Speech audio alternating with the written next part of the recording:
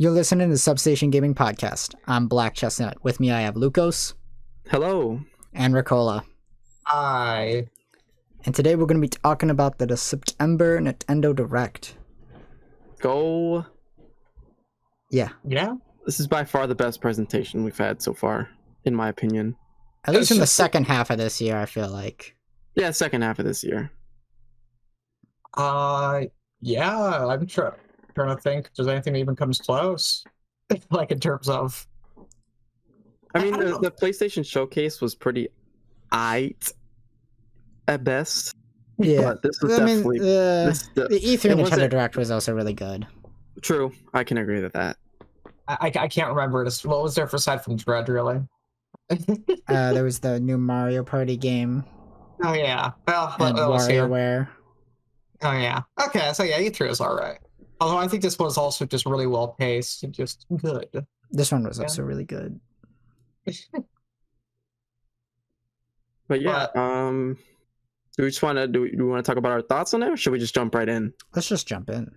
Let's jump right in. What do we got for the first topic? It's the Monster Hunter Rise Sunbreak is the big new DLC expansion, but it's not coming out till summer of 2022. Ah. Yeah.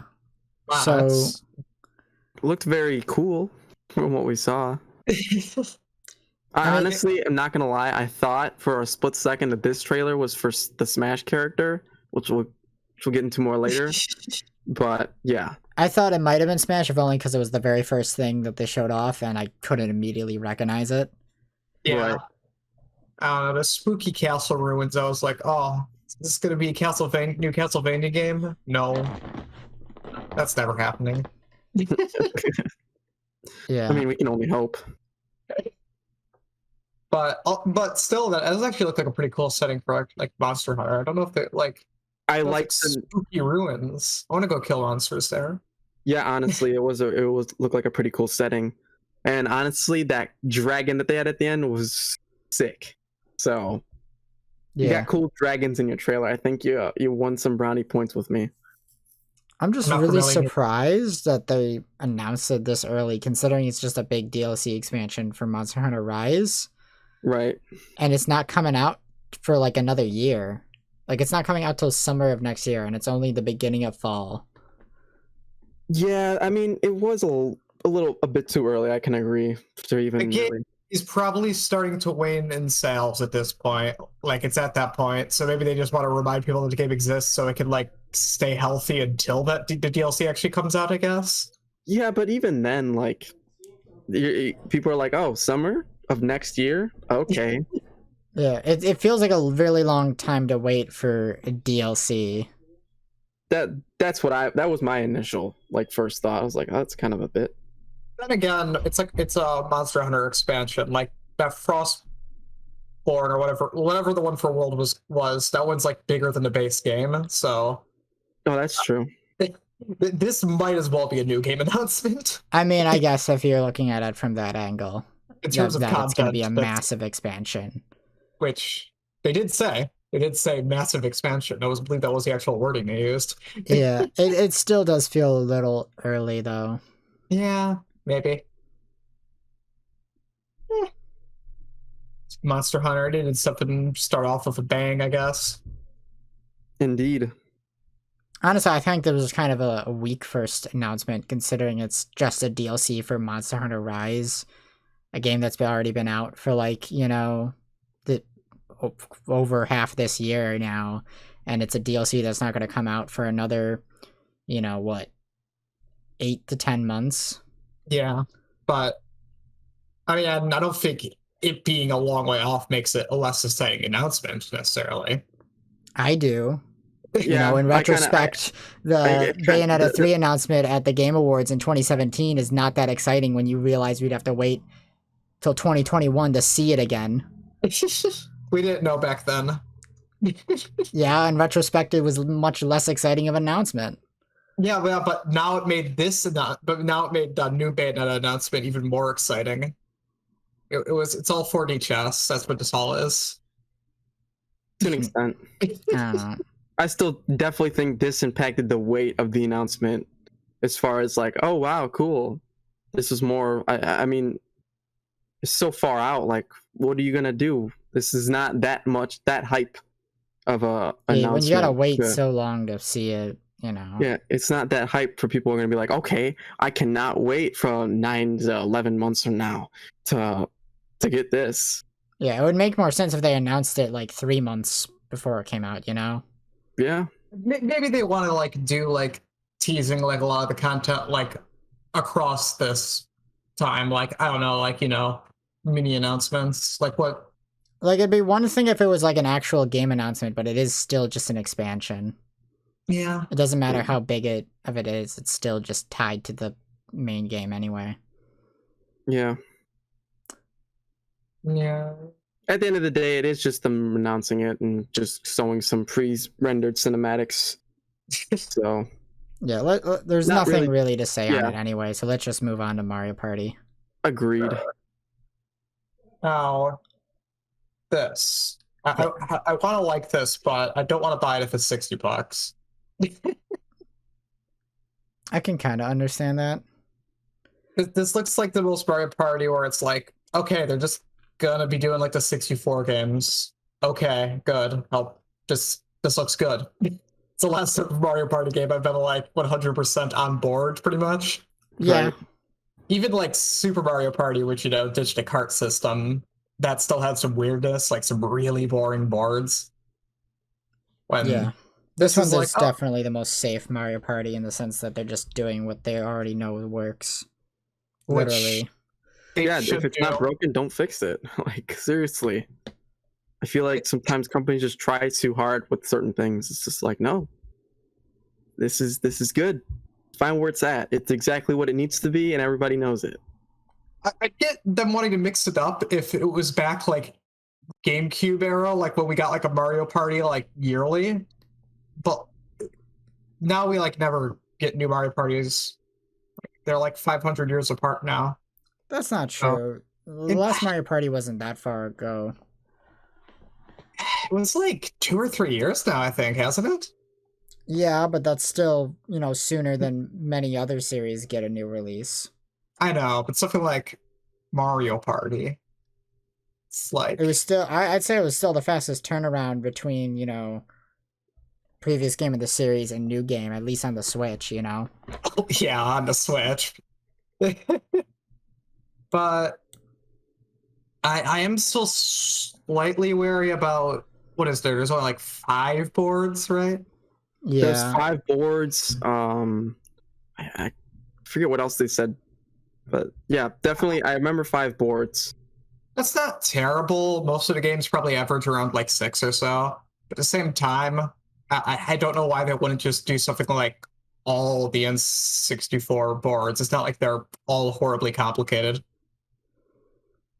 Because they don't have infinite time and resources? Well, that's the point where if this is $60, then I'll be like, a lot more content. But if this is like 40, 50, then I'd be completely on board with only 5 boards. Yeah, I mean, $10 a board. Come on. I mean, most Mario Party games only have like, what, 6? Yeah, but you're paying 60, so that's $10 a board. That's a pretty good trade-off. I guess. I mean, this also has like full online play too.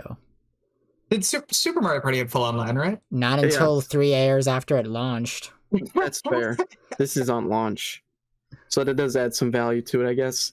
Yeah. But I do still kind of agree with Ricola. It really wouldn't be that hard for them to put all the N64 maps. The way I see it, this is like the best Mario Party game since like what, 8 on the Wii. Oh, there's no doubt it's gonna it's good, but it's like for $60 out. Like, I'm just opinion. I would like some more boards. I mean, yeah, I guess I like the boards they picked though. They picked all the best ones. They're good. Yeah, they're nice. They got Horrorland. I think they had Spaceland. I think I saw that. Although I do miss the costumes from Mario Party 2 they had on all different boards. That was fun and too. I missed that a bit, but this has a lot more characters, so that's fine. Yeah. Right. So the question is, who are you maining though in Mario Party? Dibs on Luigi. Okay, I win. No, you cheater. We're all supposed to rock, paper, scissors for Luigi, and then you pick your characters. Play like... Who's going to be the weird character in this one? Last one had like Monty Mole. The last one had like all of the Bowser's minions. Yeah, it was really weird. Like everyone. Like, I just want to play as Goomba. Nobody wants to play as Goomba's Goomba. like the best character in Super Mario Party. What? Yeah. How? Because he doesn't have arms. Okay, he's like the character in Tails Get Trolls who doesn't have ears, you know? He's the best character. Alright, that does give him a bit of an edge. What's the skeleton Yoshi character? Dry Bones? How do you not remember Dry Bones? It slipped my mind. I know this has happened multiple times at this point. So it's not a matter of slipping your mind. You literally just can't remember his name. To be fair, it's a goofy name. Yeah, I don't think it's so dry about my it. mind. Like, yeah, he's dry, but like that's in a sense, it is saying I don't remember his name because it slipped my mind. he's an 8. So I don't know. Did we see him in this? I don't think he's in this. This new one This one seemed to have less weirdos than Super Mario Party did, which is you're gonna be stuck playing Birdo and Waluigi. Yeah, Birdo and Waluigi are the furthest. Probably they should go with like the weird characters. No, I'll play as DK. That's fine. I'll play as DK. Donkey Kong. Part of the DK crew. Who? Every time we talk about Donkey Kong, I have to say that. Oh man, I can't wait. Can't wait to talk about Donkey Kong later, because we will be. Oh god, you reminded me. Are you ready? But yeah, it was Mario Party. I'll get you if you're not 60. Otherwise, I'll wait for a sale probably. Yeah, maybe it honestly just takes one of us to get it, and then we can all play it. Yeah, no, not online. When we hang out. Yeah. Okay. That's just not a game I could justify 60. Like, I mean, that's not a kind of game you could put a lot of hours in. Now that I think about it, I don't think I've ever bought a single Mario Party game. Yeah, because Ricola's always had them. Yeah. No, I pirated. The only one I ever got, I pirated, and that was like Mario Party DS. I borrowed a copy of DS that I forgot to return, and I think I still have it. Based. Anyways, want to move on? What do we got next? Sure. How was that Voice of Cards game? Well, this is weird. The presentation's like really cool and unique, and like Yoko Taro's attached to it. Yeah. But at the same time, I don't think this showed me like anything that interesting. Like the combat was just kind of basic. Really, like, I mean, intentionally so, but yes, really like kind of just dry. It looked like just dice roll kind of, which is fine, but I don't know. It just didn't stand out to me in any way other than the kind of unique presentation. Yeah, it looked cool. I mean, it looked cool, but at the same time, I don't think I'd buy what it offers gameplay wise, it's pretty much just your basic card game. Yeah. No, it's weird because it's a card game RPG. So the combat is card game stuff, but then everything else is like RPG, but it's still on a card set. So it's kind of like a tabletop board game played with cards. You know, something like, I can't think of any like examples, but I know I've seen stuff similar to that. Yeah, I know what you're talking about. But then the combat is like a card game RPG, so it seems neat. Definitely seems unique enough. Yeah, the visuals. Because like just making the environments out of the cards, that looks fun. I like that. Like all the tiles that would like, you know, you just usually. Yeah. I agree. That's goofy. But also the plot just looked like RPG plot. The combat just looked like really basic like dice rolling. Maybe. So I don't know. There's a demo out. I believe I have not checked that out, so I'd have to check that out to get a good feel of it. Yeah, I haven't tried it out either. I don't know. It looks neat, but it's also not necessarily something I'm interested in necessarily. Yeah, it's not even that I'm not interested. It's just that I'm kind of like, eh. It doesn't pique enough of my interest, you know? There's other JRPGs I'd rather play. Like, that's the issue. Yeah. Like, even with this kind of unique presentation, the story and combat aren't really grabbing me. Which I think still need to play Yakuza 7. Yeah, wait. I heard before 8 inevitably comes out. Yeah. But yeah, Yoko Taro being attached has me like, I'm gonna keep my eye on this because it's probably gonna like pull something crazy and insane. And then it might be interesting, but you know, they can't really spoil that in the announcement, can they? Yeah, that's true. Yeah, I mean, I feel like this will probably really come down to how fun the deck building mechanics are, and how much enjoyment the player will get out of that. You know? Yeah, because that can. I mean, yeah, they'll make or break a card game. Pretty much. I don't know what else to say on this. I don't have too much to say. This is one I didn't have too many strong opinions on, honestly. Me neither. Do you want to just move on? It sounds good to me. Okay. Might as well. And what do we got next? Was that Disco Elysium? Yeah. Yeah, that's getting ported to Switch. It's getting a Switch port. Yeah, I've seen this around forever. Everyone says it's like amazing, and I don't doubt it. It's like, it just looks like a stupidly in-depth like Western RPG in like terms of how much like dialogue stuff you could do based on your stats. Yeah. Like I've seen people rave about it since it came out, really. I know it can get like really crazy. I've honestly never heard of this game. Really? Yeah, so like, didn't it win like Best Narrative at the Game Awards one year? The year it came out? Yeah. Yes, it did win. Yeah. It also won Best Indie at Game Awards that year. Yeah, it probably Best deserved RPG. it. Wow, yeah. So I've been living under a rock apparently. Yeah. This is a very critically acclaimed game. Yeah. Have you guys ever touched it? Nah. No, I have not got around to playing it. It's like a game where I've been meaning to buy it, which, you know, it being on the Switch, I might want to. I'm not super interested, but I know it's can get really crazy. Like, I'm pretty sure you can like go down a right-wing conspiracy theory and then start believing like random bullshit you read on the internet or something like that. And then you can use that in dialogue options against random NPCs. And if they're like right wing, you know, they're like agree with you and shit. Yeah, it's like the entire game is like, you know, mostly just dialogue based on like your stats and stuff, which includes things that your stats can't do. So you can look like a total idiot in like most conversations if your stats are bad. Yeah. Which is amazing. It's like running like zero intelligence in like Fallout. Yeah, or like you talk like a caveman. Like that's this entire game. Pretty much, yeah.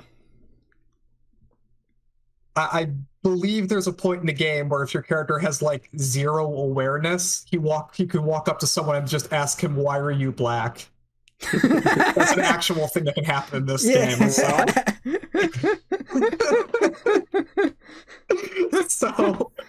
that's the kind of game this is. I would love to just make a character that has zero awareness and just goes up to people and then asks them a random question and then just fucks them up real quick. It's like, why are you standing here? And then just like One Punch Man just sends them to this out of the planet. Oh yeah, I assume there's plenty of ways to get the shit beat out of you in this game. I think that's the entire like caveat of the game.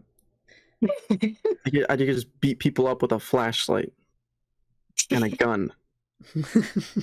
Is he holding a flashlight and a pistol? Yeah, they're like detectives. Yeah, it's also a mystery game where you're trying to solve a big mystery throughout the entire big RPG, and you know, you're a detective who wakes up and you don't have any of your memories, and then you got to figure out who you are essentially, and that's like it's real point open of the game, right? Which that's a fun idea for like an RPG. Like honestly, like just explore the world and figure out what the hell's going on.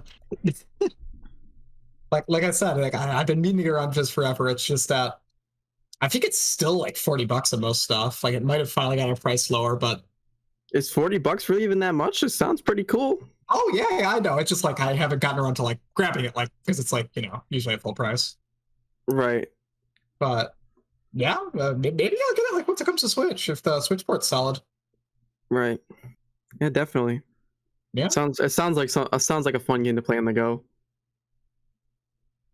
But anything else you guys want to say?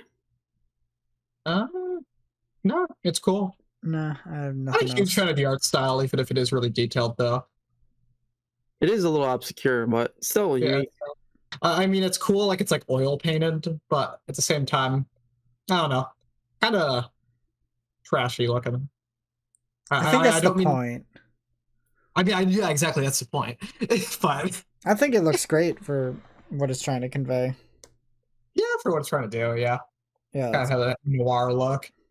Yeah, I think the game looks fine. Yeah, well, I'm not saying this looks bad. I was just trying to think of like one negative. Nah, I think it looks absolutely fantastic. Honestly, I think the visuals are one of the strongest points of it. Because I remember hearing about the game before I actually saw it, and I assumed it would be a lot uglier than it actually was. And then I looked at it, and I was like, oh, that game actually looks fantastic. Yeah. Oh, yeah, for the scale of the game. But yeah, I'll give it that. But you want to move on? Yeah, we can move on. Yeah, might as well move on. All right, and we got the Age of Calamity expansion pass DLC. Next. Yeah. So what new does this announce? The scientist characters who I can't remember the name of? Oh, my mic is acting really funky. I will not be talking for a minute, guys, just so you know. I'm just going to unplug my mic real quick. But yeah. Continue. Yeah, okay. Yeah. Well, what were those guys' names again? I cannot remember. Oh, it was like Robbie and Fira, something. I can't remember her name. She's in Breath of the Wild, but just really old, yeah. Right? No, she's really young because she made a device to de-age herself. Oh! She turned herself into like a child. I thought she was just a tiny old lady. No. Yeah, she turned herself into like a 10-year-old, but she kept her intelligence, so she has an abnormally large head. Okay, so that's okay. Yeah. Okay, so you get to play as her now. Yes. And really, I don't know what else was new in here. I haven't played Age of Calamity. I kind of like the idea of Breath of the Wild's prequel. That's cool. But at the same time, yeah, there's other Musou games I want to play. It's kind of weird because I don't know what the DLC is gonna do. Because like when the game ends, it's kind of like a definitive ending. I don't know where exactly they're gonna go after that point. I guess they'll just be like more bad stuff appears, and I'm like, and then they deal with it. I mean, yeah, the focus is probably going to be more on the characters and the actual, like, the new characters rather than the plot of the expansion, I assume. Hello? Okay, you're back. All right. I'm back. Okay. You've played Age of Calamity, right, Lucas? Yes. I can finally put my input on this because I actually really like this announcement. But yeah, I played Age of Calamity. I've almost 100% it so far from what I have. I don't even think I have the other DLC. I think this is the first one or second one. This is the second half of the expansion pass. So I'm pretty sure if you buy it, you get both. The first one's already come out, I want to say, and this one's going to come out later. Right. Okay. So I've only played through the base game then. I don't have any expansion, but I've almost 100% of that. But I'm excited for this. I'm waiting for both of them to come out at once because I know if I play through the first half of the expansion, I'm going to want to play through the second half, and it's not out yet. I think the second half is mostly disconnected from the first half. The first half mostly just adds like stuff, and this one adds in like a whole new campaign, I want to say. Okay, but I do agree. I do agree. It's probably going to focus more on the characters individually, because like. Didn't they announce that they're like adding a couple of characters? Yeah. We saw the two scientists. I don't scientists. And I remember now. The scientist had a cool like brawler like setup. Yeah, he had like a little mech. It was Doc Ock setup, Yeah. Yeah, no, it was exciting. It was hyped when I saw that. I was like, oh yes, finally. Did we get like a release date with this? I feel like we did. I think it did announce the release date for it. I don't know off the top of my head right now. My favorite part of that trailer was that you could see the frame rate drop like once or twice. just they got to be honest about what the game is. Yes. But this one's called the Guardian of Remembrance. So like part of the trailer was like showing off that little robot and like kind of the story with him, which is kind of cool. Yeah. Like, have you guys ever gotten around to playing Age of Calamity? No, I have not. I played the original Hyrule Warriors back whenever that came out, like 100,000 years ago. Yeah, I remember playing at your house the one time, and I didn't even realize you had it, and I was like leaving in 20 minutes, and I picked Ganon or somebody else and just started kicking ass. It's fun. Although that got like a bajillion like ports and like special editions that added like a ton more stuff, so I'm not even like familiar with like the final version of that game. And then Age of Calamity is like a whole other step removed from that. So yeah. Oh yeah, Age of Calamity is pretty intense. I haven't. Yeah, I don't know if I'm that interested in it. I like the idea of a Breath of the Wild prequel. Like that's fun. But at the same time, I'd rather just maybe go back to the original Hyrule Warriors rather than this. Honestly, there's a lot more battles in this than Hyrule Warriors. Like, so many mini battles, side missions, and it's pretty cool the way they do it. Because I know you guys probably seen it, but every battle you like finish, every story mode you finish, it's usually gold when you don't finish it, and then it like goes blue, but it actually fills up the map. So it's like very satisfying to see each region fill up, and then you get like perks after getting a certain amount of like things done in that region. And then you collect the items, and then you can actually use those items to like, let's say it's a little side mission. This person needs 30 wheat and 30 fish, and then they'll give you like a new food that you can make. But that adds to like the progress in that region. And then when you fill that up, you get like a cool armor set or a new ability. It's the original Hyrule Warriors was just disconnected missions and just a campaign. It was pretty simplistic. Yeah, this is all connected, and like it's pretty intricate, and I think a huge step up from Hyrule Warriors, in my opinion. This is why I like it so much. Is not just aimless battles and just just slaughtering a bunch of Boko goblins. Yeah, well, I mean it still has that, of course. Well, yes, that's always a perk, but if that's all it is, it just gets boring after a while. Yeah, of course. But I can't play as Tingle, so. Well, you never know. Well, yeah, if he shows up in the DLC, then. I don't even think Tingle was in Breath of the Wild, was he? I don't think he was at all. No. Beetle was, though. Yeah, Beetle was. Yeah, I don't think Tingle is at all. There might have been a guy in a green jumpsuit, though. But yeah, I can't wait for this to come out.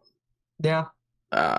Obviously, anybody listening back to this can see and will hear that I am a pretty avid fan of this game. So yeah. Yeah. Anything else you guys want to say? No, I'm good. All right. This next one is where Hyrule Warriors announcement was pretty good, but this is where it really got good. We got Chocobo. Is it just GP or is there just GP? Okay, Chocobo GP. And if I'm not mistaken, this is a Chocobo racing game. Yeah, Final Fantasy Racing. Yeah. You can race as Chocobo and Gilgamesh. I think I saw VV, or is that just generic Black Mage? I think it was supposed to be VB. Okay. They got a lot of this seemed like pre-PS1 Final Fantasy. Yeah. It also had a lot of Final Fantasy 9 stuff. Yeah, although Final Fantasy 9 the one sage from Final Fantasy 4 was there. I don't remember his name. I can't remember anyone's name. Yeah. They got Behemoth in there.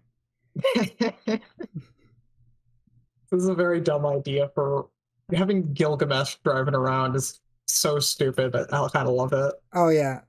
When they were showing off footage of Gilgamesh, it was the funniest shit ever. Also, a Chocobo driving a car is also insane. But... To be fair, Gilgamesh is like the funniest Final Fantasy character. What's he in after? He's in. I know him.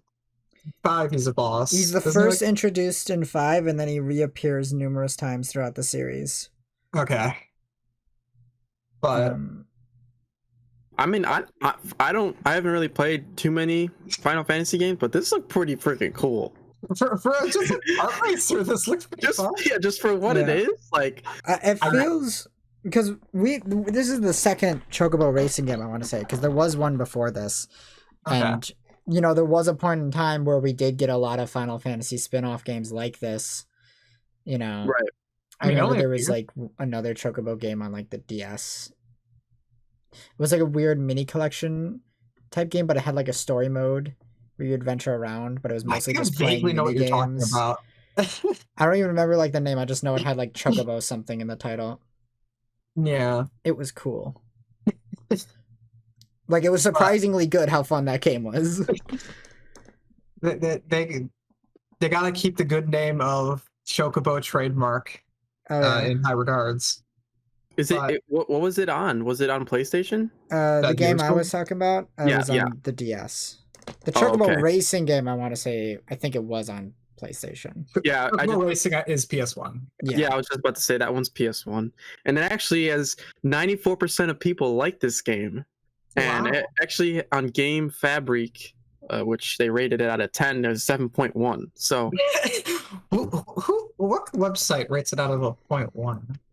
I don't know. That was strange to me. Like usually you'll see like a 0.5 increment, but like never like a 0.1.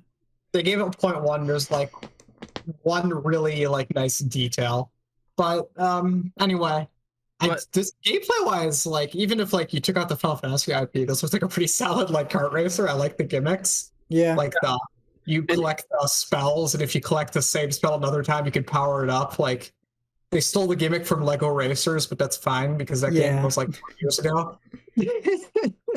Hey, as long as it's better than like Sonic All-Star. No, what's the newest one? Newest Sonic racing game that just came out? Sonic Team Racing. Yeah, that one. As long as it's better than that game. That game's good, actually. It's just a big disappointment compared to Sonic All-Stars Racing Transformed being the best kart racer ever. I guess.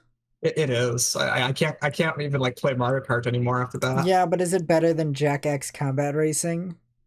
Jack X Combat Racing does not have a Burning Rangers stage where you can play as knights. So, checkmate. Although I have seen some news about this. But in Jack X Combat Racing, you can play as Ratchet. Yeah, he's pretty cool. Wait. Team Fortress isn't in there, though. Ah, you're right. True. Also, this has the best feature that's from Sega All-Stars Racing Transformed, where this Chocobo GP has special attacks for every character. That's true. Now, I hope they also get theme music whenever they use their special attacks. I like how everybody's riding in a car except for Chocobo, who's in roller skates. Is he? Yeah. Did you pick up on that? That's adorable. And according to a couple sources that I've seen, they actually revealed all the characters that are gonna be in this game in that trailer. Oh, really? So whatever we see in that trailer is what's gonna, well, like character-wise, gonna be in the game. Well, I mean, I saw a lot of characters. I know Steiner was there. Like I said before, the knight from Final Fantasy IX. Oh yeah! Okay, I know him. I forgot his name. Yeah. Okay. I mean, yeah, I guess on one hand, they can't put people like Cloud in here. He feels a bit too serious. Yeah, unfortunately, I don't think we're going to get Zidane. Although getting Waka would be really funny. That you cannot make that argument about Cloud because Mario is in some pretty serious games. True. And he has his own racing game. Okay. That's fair. I mean, it should be low poly Cloud specifically. Oh, that would really work well, actually. That would really funny. The best Cloud. Watch him put Gino in here. He's like a secret character. That'd be hilarious. I don't think they can. I think he's technically like half owned by Nintendo. Is he? Okay, I thought he was Square Enix. I think it's like a half and half sort of deal. Okay. Where they need both people to sign off in order to use them in anything. Yeah, so then that's fine. Who cares about Geno? Geno fans are crazy. They are. They're so weird. I get having liking a really obscure character, but also, dude, Geno. Yeah, it's Geno. All right. Literally the equivalent of if people were like, I don't know, what's a random Paper Mario character that's only in like one Paper Mario game? Vivian? Yeah, like her. Yeah. So wanting her. It's like... It's like, yeah, I can understand like that, like you really liking an obscure character like that, but also like expected him to show up in something like Smash. Yeah, it's because it's like it's a one-off character from like who's like a side character in a single game, you know? Which is why it'd be really funny if he showed up in Chocobo GP. It would be. This looks really nice for Switch, by the way. Like just it does. And it's a Switch exclusive. That's okay. Yeah, this like the lighting looks really, really nice for Switch. Like I'm just looking at screenshots and stuff. Like there's one stage where they're just driving through like a nighttime town, and it's like the bricks are like reflecting the lighting. It's like, whoa! I didn't know Switch is like capable of lighting that good. Yeah, it was running pretty smooth in the trailer, so I'm impressed. Wonder how good it will look like portable mode. Mm-hmm. But I think it usually looks better in portable mode. No, when it's docked, usually it goes with 1080p usually. Yeah, it always looks better docked. Although ironically, they usually get way, way hotter when it's docked. Yeah, because the Switch is using more power. Yeah. The reason why it, caps itself in handheld mode is so that it doesn't overheat and burn your hands while you're playing. Yeah. Which is good. I appreciate that. They covered a lawsuit. They covered a potential lawsuit. Has that happened before? I think that was a Tim and Eric sketch, or it was a cell phone that got so hot it gave you third-degree burns. I wonder if has that happened to a portable gaming console? Have they had to did OSHA Probably not, just because none of them have been powerful enough to up until this point. All right. No, but Steam Deck's going to be the first real lawsuit. Fun fact though, that has happened with phones before. Oh yeah, I completely believe it happens with phones. Phones get hot as hell. Yeah, I know, but some people specifically 9 out of 10 reports, not actually 9 out of 10, but most reports, the people they leave their phone on watching a movie or something, and then their phone gets caught under the blanket or the pillow, and it gets so hot that it quite literally explodes. Yeah, those lithium batteries or whatever and everything. Yeah, it's insane. If you look up pictures of phone exploded under pillow, that's rare now. They use different batteries now because but I've seen similar stuff happen to people's vape pens and stuff. They'll have them in their pocket and it explodes. That's why you don't vape, kids, because you do, it will explode in your pocket and then give your dick third-degree burns. You don't want that. Yes, I used to vape. And it's not good. Yeah. I thought I was cool in high school. It doesn't make you look cool, kids. But yeah. We went totally off topic from Chocobo GP. So in that case, man, what we're saying is exploding cell phones is just the equivalent of Fire, Yeah. It's exactly like that. It's not that off topic. Firaga. Wait. Viagra, that ties it back into dicks. Third-degree burns in your dick. Oh my goodness. All right. Let's just move on for our own good. What do we got next? Sure. They announced when they're going to reveal the final Smash character. And they pulled an atlas and announced an announcement. Dude, I love it when they announce an announcement. Yeah, it is half what I was expecting. I think the final Smash character needs some fanfare, so giving it its own event makes a lot of sense. Yeah. Okay. Instead of talking about a bunch of random Smash stuff, let's just real quick. Who do you think is gonna get in? Okay. I'm gonna go first. I think it's either gonna be Frisk or Chris. Okay. Yeah. I have a really strong feeling in my heart that it's going to be like either Frisk or maybe Chris. I had an idea that maybe Spyro.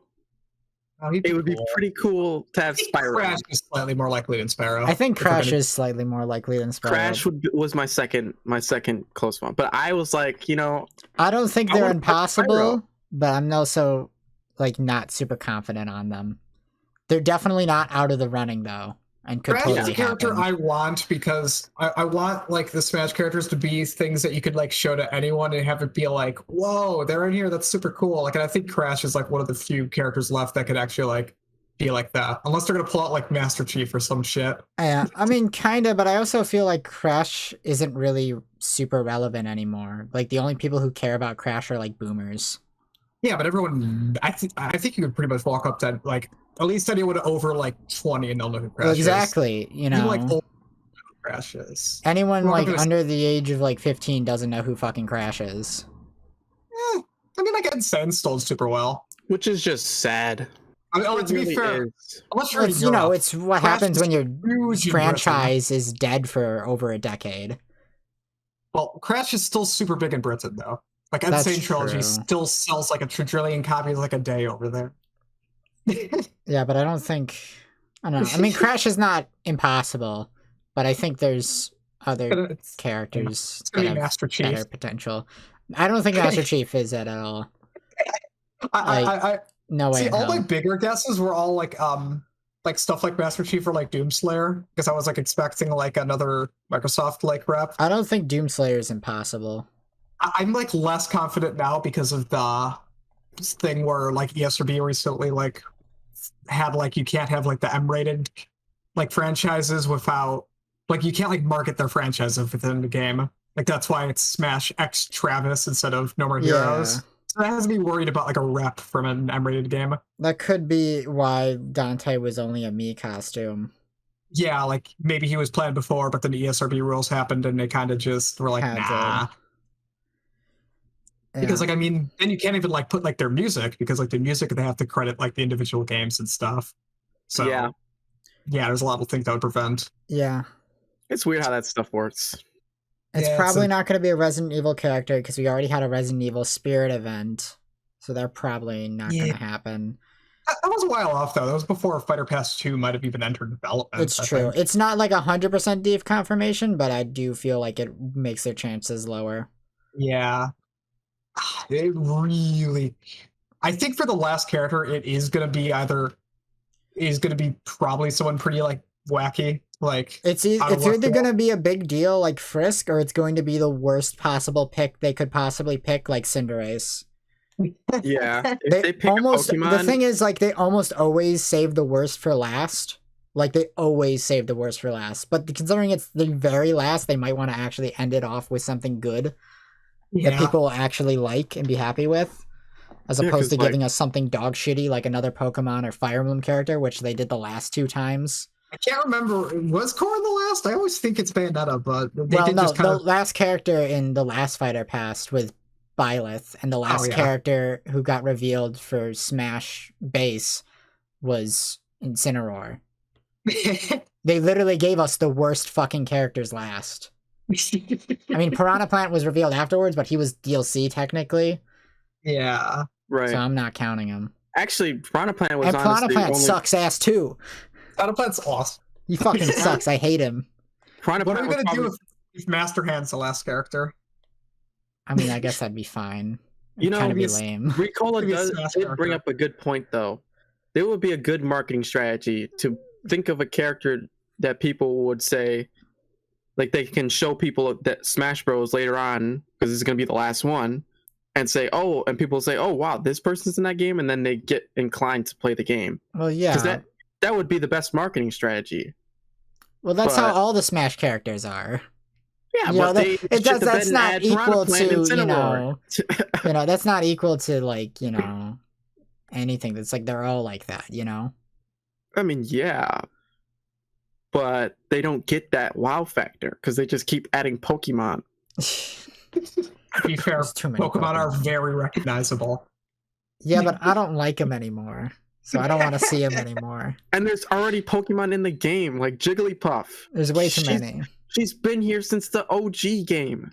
Well, not the OG game, but Melee. Well, yeah, no, she was in the original. She was in the 64. Oh, she was? Okay, well, then there we go. Yeah. She was in the OG game. There you go. Yeah, you were right the first time. Well, I haven't played the OG game. I just know Melee, so. Fair enough. You can play Smash 64 when it comes to what we'll be talking about later. Yeah, but anyway, yes, indeed. Yeah, I think it's gonna be Frisk or Chris. Yeah, I think, okay, so we got. Yeah. So Frisk for Black Chestnut. I still think Spyro for me. And Ricola, what's your final decision? I've no freaking clue. I can't say a character. Guess. I think. Guess a character. Just select anything. It's gonna be Kratos. Okay. You can't do that. He's from an M-rated game. Oh yeah, that's right. You broke your own rule. I said that was possible. I did not. I said that decreased the chances of an M-rated character. Well, I feel like the last character is gonna have to pick something from that'd be appealing to both Western and Japanese audiences. Okay, it's gonna be Reimu from Toho. This is why I think an Undertale character would work. Mm-hmm. So I'm thinking like either Frisk or Chris. I kind of want Chris way more though, just because he'd have a way better moveset. Because Chris can do everything Frisk does and then like 5 times more stuff. Yeah. Plus, Toby Fox wave dashed into Sakurai's house and then kicked his ass in Smash. So I'm feeling that Frisk is like gonna be in because like Sakurai lost a bet. I actually think Frisk would be more likely than Chris because they've probably been in development for a while, and Deltarune Chapter 2 kind of came out of nowhere. Yeah, but Deltarune Chapter 1's been out since 2018. Yeah, I know, but I still think Frisk would be... I don't think Frisk is impossible, though. And I want for Chris because his moveset would be better, and he'd also have Deltarune music as well as Undertale music. And that's way better, because then we could get Rude Buster in Smash, and I need Rude Buster in Smash. Yeah, that would be pretty nice. I'm just kind of sitting there thinking, it's like, well, what other characters could it be? And if it's like, actually, if you're not picking an M-rated character, my actually completely out there character that isn't M-rated now, I just realized it is just totally Reimu. Give me Reimu, Sakurai. Reimu's not impossible, but I also don't feel strong about Reimu. Toho's easily the biggest indie IP in Japan by far. Yeah, but Undertale's about as close. Yeah.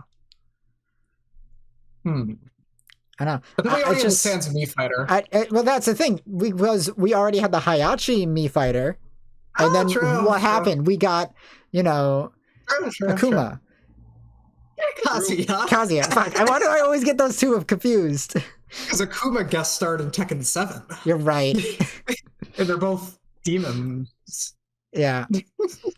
Yeah. Yes. So, see what I mean? It's like, we got Sans, and now we're going to get, like, Frisk or maybe Chris.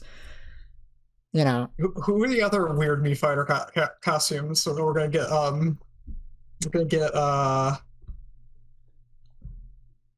don't even know. Yeah, I don't know. But, like, it just feels like it makes sense, Like, Toby beat Sakurai in Smash, and then because they made a bet before the game started that if Sakurai lost, he'd have to put Sans in Smash, and then Sakurai's double or nothing, and they did double or nothing, and Toby won again. What would have happened if Sakurai He played won? Smash Bros. So hard to defeat Sakurai. It was like the fucking ending of the first season of Yu-Gi-Oh! Where Yugi's fighting fucking Maximilian Pegasus. I think his name's actually Maximilian. It's like that. And Toby won, and then Sakurai had to put his character in Smash. Oh. Yeah, but wait, what would happen if Sakurai had won? I don't know. Kirby would have shown up in Deltarune. Mario's Deltarune. No, Kirby. That's Sakurai's baby. Oh, Kirby's in Deltarune. There you go. That's an alternative ending. You meet Kirby. That's still gonna happen. No, it was probably just like Toby had to give Sakurai his Sans hoodie. Oh. But yeah. At this point, I'm fine with whoever they add. Yeah. Like, remember, Toby Fox, the reason why both of his wrists are broken is because he played Smash Bros. Too hard to defeat Sakurai in Smash. He wave dashed so hard that both of his wrists got carpal tunnel, and then he couldn't make Deltarune, and that's why it took 3 years. Yeah. But I don't think anyone's topping Steve. So that's why at this point I'm like, okay, they can add anyone. They could honestly add a Pokemon and I wouldn't even be that angry because I'm like done. At this point, it's like, no, I don't even have to I would be angry if it was a Pokemon. I would just That's like the one thing I don't want. Anything else I'd be fine with. You know? It's pretty much. If it's, as long as it's not a Pokemon, I'll be happy. It Watch really find can't be a some other Pokemon. way to annoy you. That'd be really funny. Like, there's lots of characters I'd be happy with. I'd be happy with, like, Bandana Lolity. I'd be happy with, like, Chosen Undead. Doom Guy I'd be happy with. Master Chief I'd not be happy with. I'd be okay with Crash. Mostly I'd be indifferent, but I'd be, fine with it. I wouldn't be mad that Crash is in, What's wrong with Master Chief? He's iconic. Master Chief is lame. Master Chief is cool. He's got a beam sword. He's just lame fucking Doomslayer. Doomslayer has a cooler beam sword. Doomslayer's beam sword is pretty cool. But the Halo 2 beam sword is also like Energy Sword Sunday. Yeah. The Halo beam sword is pretty freaking cool. But no, Master Chief's got other cool stuff going on, like how his suit jacks him off at all time. They can work that into his Smash moveset. Like he'll have recovering health. See, that's why Travis wasn't put in. Because he can jack off at any time. Travis being in is very fair. He would scare too many children. Yeah, he's a real gamer protagonist. You know what? It's not going to be Frisk or Chris. It's going to be Gamer. Just to be an ultimate Final Smash character. Yeah. Gamer. It's going to be great. He's going to make a Smartopia. But the best part about the Smash Direct is that mysteriously it's on the same day that Nickelodeon All-Stars Brawl releases. I wonder why they decided to pick that date. It's almost like they're trying to murder the competition. It's almost like when Disney re-released The Lion King right as their competitors were releasing their new film. Wow. That really happened? That did happen. They re-released The Lion King like as one of their competitors was releasing their big new film. I don't remember what film it was, but yeah, that happened. Wow.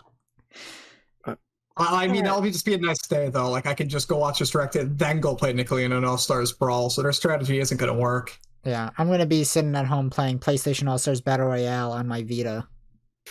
Remember when PlayStation All-Stars Battle Royale had a big update on the same day as, like, a Smash Direct, like, 100 years ago? It was pretty cool. That was... A lot of people were just sitting there laughing at PlayStation All-Stars Battle Royale while I was sitting there being like, awesome, 2 cakes!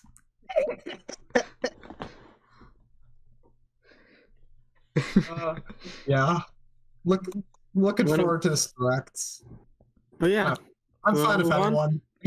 I want it to be Chris because his moveset could be awesome. He could use Axe and he could get Susie to do Rude Buster and then he could get Ralsei to pacify people. There's just going to be a Byleth clone.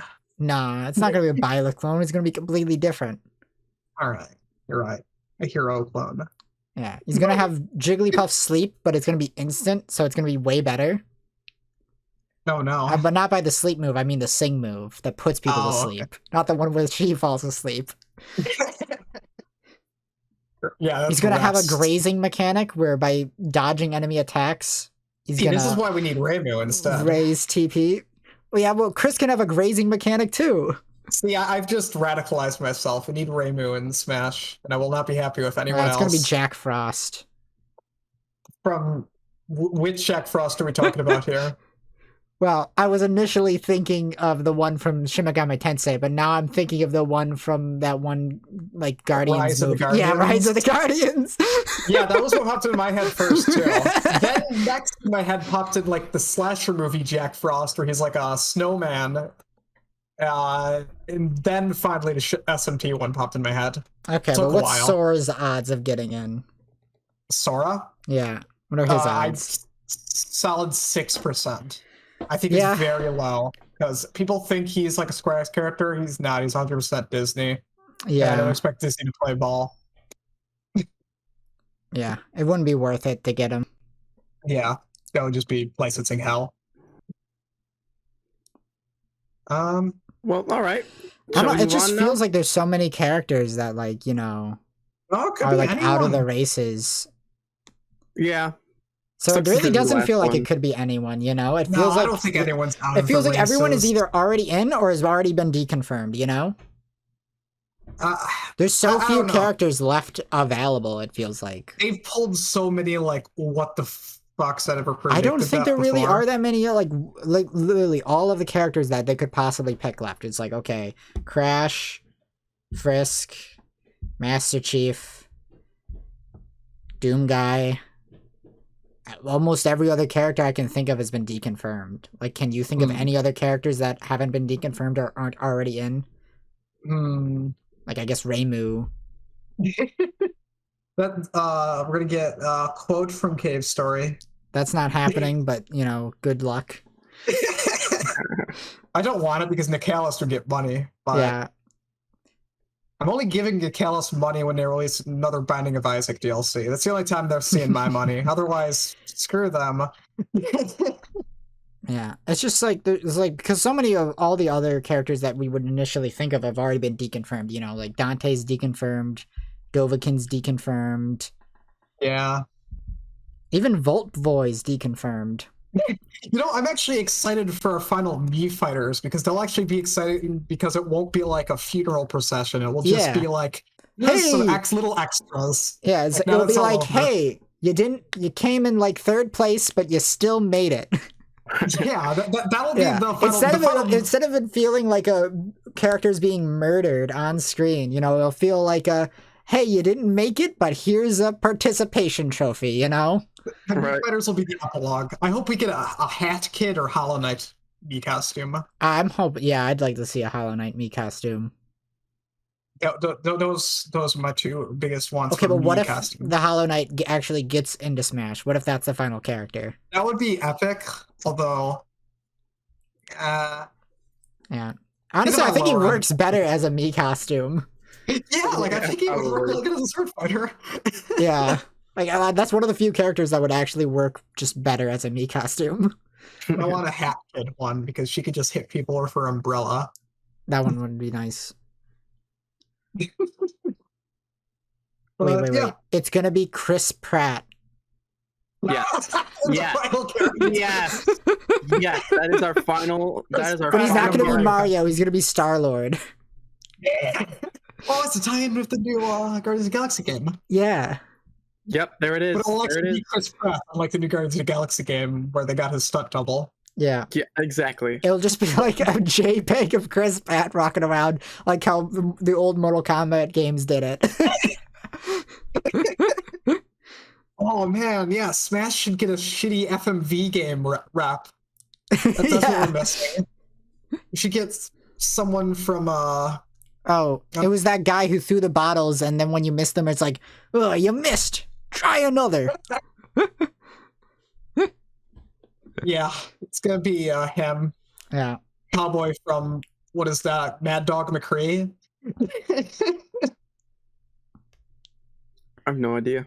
Yeah. Shitty FMV rep. That is, I'm gonna get either him or... The space pirate who tells you to not do drugs. Yeah, he's a good one. Yeah. Gonna get that demon that shows up for 5 minutes at the end of Phantasmagoria and rips your face off. They'll show up in Smash. It'll be great. With the exact same resolution they were in the original game. Horrible video quality. What's the name of the protagonist of Silent Hill 2? James Sutherland? Yeah, we're gonna get him. He's gonna be the final Smash character. He would be hilarious because all of his attacks are just hitting things with like a pipe. Yeah. He's literally a clerk. Be a playable clerk in a fighting game.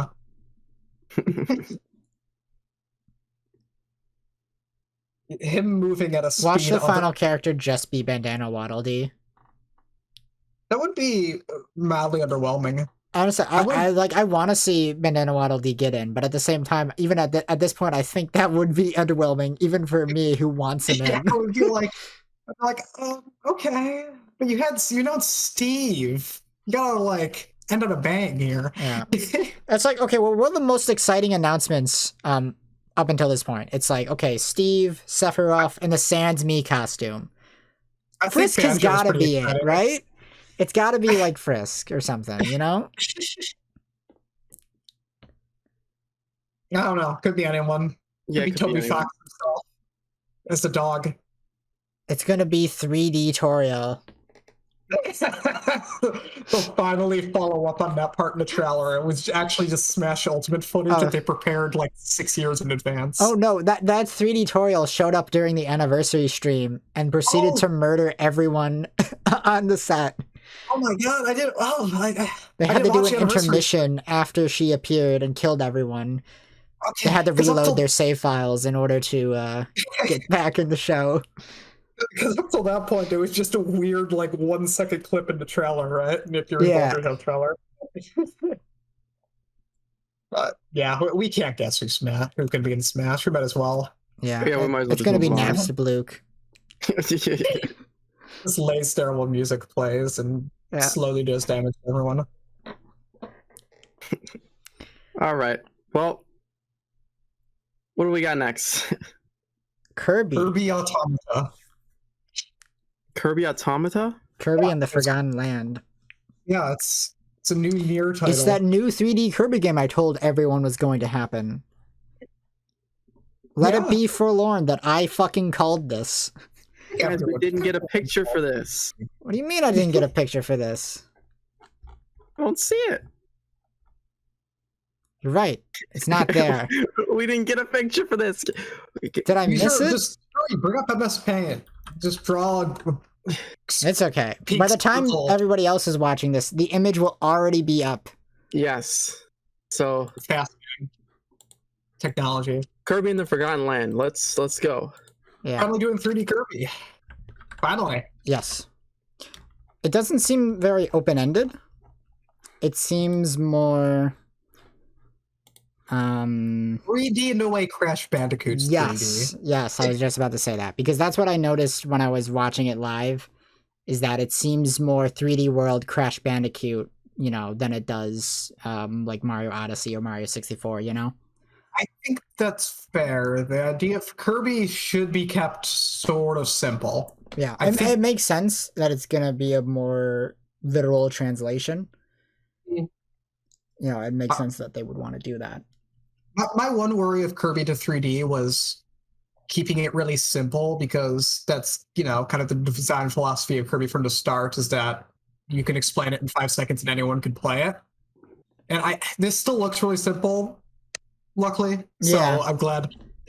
I don't know. I thing is, I kind of feel like the more open-ended 3D platformers are kind of a lot easier than the more linear ones.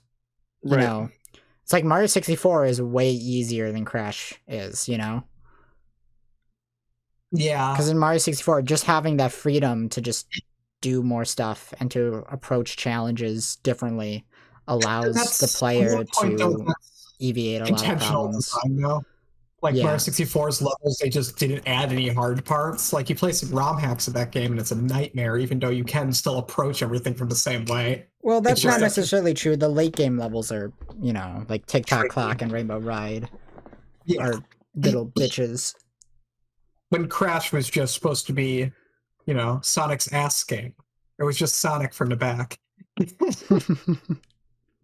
No, that's just the Boost Formula games. Yeah, those are just Boost Formula games. No, did you not know that that was what Naughty Dog called Crash? Sonic from the ass. Sonic ass game, I believe. Because it was just Sonic from the ass. That's such a bad title to go for it. That was their code name. Because it was just, you know, that's pretty much core gameplay. Crash is just a 2D platformer with one extra layer of... If Crash Bandicoot is the Dark Souls of, you know, linear 3D platforming, and then Mario 3D World is like, you know, the middle ground. I'm assuming this is going to be the baby version of like that. Right. You know? So you'll have Crash Bandicoot, which is Dark Souls, Mario 3D World, which is Mario, and then Kirby, which is Kirby. Yes. Which is fine. Kirby can get hard, I think, in like the later game and post-game stuff, but he should be a baby game. Babies should be allowed to play Kirby. Yeah, I agree. Honestly, this is probably like the best announcement in the entire Direct. This was awesome. I absolutely loved it. It looks amazing. I cannot wait to play this. Yeah, this looked like this gave me like the 3D platformers always give me like the this game's so cool I need to play it now feel from their announcement trailers. Like remember Odyssey being announced? Oh yeah. Or Balan Wonderworld. Hey, the original trailer of that still blew me away, so I like how this is confirming the theory from Kirby 64 that the world is post-apocalyptic. Yeah. I mean, we straight up see the same mall So does this take place on Shiverstar planet? I saw a comparison where in one part where he's in the mall, it looks almost identical to one from Shiverstar. Okay. So I'm guessing this Kirby game is going to take entirely place on Shiverstar. I mean, I don't think they'll ever straight up say it's Shiverstar, though. Like, yeah. Right. Kirby doesn't care about, like, explicit continuity, even if it has to an extent. Lore. I don't know. They kind of retconned a lot of the lore in the last game. Yeah. I didn't really like a lot of the retcons. Some of them were cool, and then some of them I didn't really like. I still haven't played Star Allies, but Star Allies, though, the little I did play of it, I'm glad they're taking a new direction. Not that Star Allies was bad. I don't think Kirby like ever has a bad game, but they've been pretty stagnant for a while now. I'd say since Return to Dreamland, it's been like the same formula every time. Very much so. So having a brand new direction, this is a massive step forward for Kirby. Yeah, and it's good. It's exciting. And I like the cutesy character in Destroyed Apocalyptic City. Yeah. Like we see that plenty of times in like Nier and stuff, but we never see Kirby in the post-apocalypse. Or I guess we have, but never this explicitly. Right. Honestly, this setting doesn't even feel that off for Kirby. It's still bright and colorful. Yeah, like honestly, I'm looking at the game, and I don't really think there was anything that looked like crazy for Kirby. You know, well, yeah. Like it looked pretty standard Kirby affair to me. I still think Destroyed City conceptually is pretty heavy to start with. Like Kirby has like dark stuff, like on the fringes, but you don't start the game off in the post-apocalypse. That's like hinted at. This game is straight front and center. So what do you think is going to be the horribly dark things later in the game? I don't know. I don't know either. I don't know what this game's going to entail. It's very different. We have secrets within secrets. Oh no, not secrets within secrets. Oh no. There's also aiming with your enemies that you suck up and shoot out. Curious how convenient that's going to be. Like if it's just going to be straight up auto aim, or I'm assuming they'll have some level of auto aim to make it feel better. Yeah, I'm curious because that's something that I just I don't know how well that would work in 3D. But I'm really excited. I'm assuming it will probably be less auto aim and more just aim assist. Yeah. If as long as you're like facing sort of towards them, Kirby will make sure to adjust himself to actually hit them. Yeah. Right. Yeah. Exciting. It was a great trailer. Really awesome cool announcement. Spike power finally gonna be good again. Has it been bad? It hasn't been particularly good. All right. You can go Katamari on their asses. That's going to be fun. Yeah, it looks like the main objective of the game is to get to the end of the level in order to rescue the Waddle Dees. Okay, that's cute. Yeah, because there's like Waddle Dees in cages, kind of like the animals in Sonic, the Flickies. Yeah, that's fun.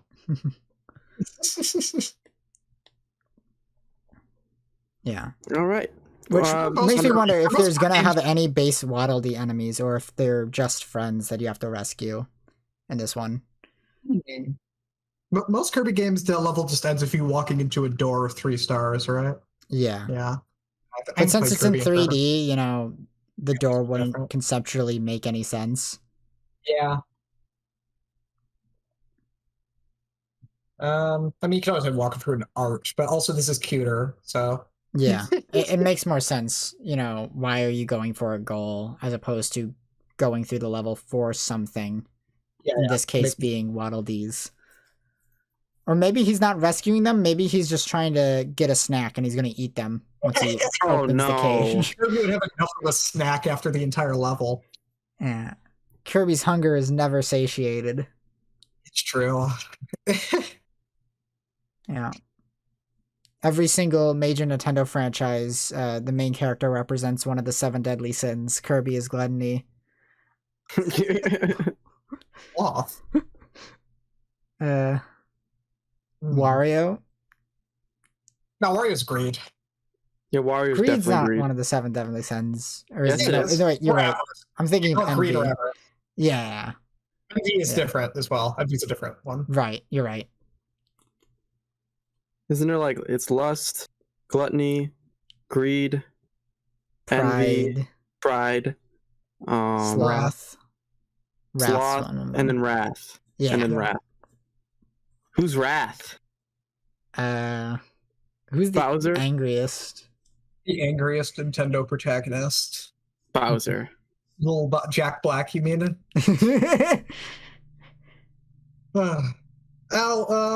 Kirby. It's the name you should know. Kirby. Yeah. Yeah. Let's move on. All right, what do we got next? Looks great. They announced an Animal Crossing Direct coming in October. And they confirmed the Roost. Yes. Now, here's the thing. I'm very excited to have the Roost, but on the other hand, I really wanted the Roost just so I could have another building to put on my island. Right. Right. But this is just to be inside a museum, so I'm a bit like, I wanted something to actually have a reason to go to 1/4 of my island. Well, you just need to put something else there now. Figure it out. Fine. But yeah, put all your villagers too close together. I made a cute neighborhood. Well, that's your fault. You gotta spread them out. I do. But I like New Horizons. That's what this one's called. I like it a lot. Even I understand its dialogue problems. I went back and played New Leaf. I think a lot of people overblow how bad the dialogue problems are, though, after going back to New Leaf. Yeah. The problem is they'll cycle through the same dialogue for the first 5 times you talk to them, and only after you talk to them 5 times in a row is when they'll start to say new shit, Yeah. And there's a few little things they don't visit your house ever and stuff, which is a bit odd. Yeah. But at the same time, editing your island is so freaking addictive once you get a ton of furniture. Oh my god. I put hundreds of hours into that. And this just give more fun stuff. I'm expecting this to be more of a bigger update, the previous random monthly updates they've done before. It is getting its own direct. For sure. It's gonna add the Roost and a bunch of other content that was probably missing. I bet one of the new things is gonna be new dialogue.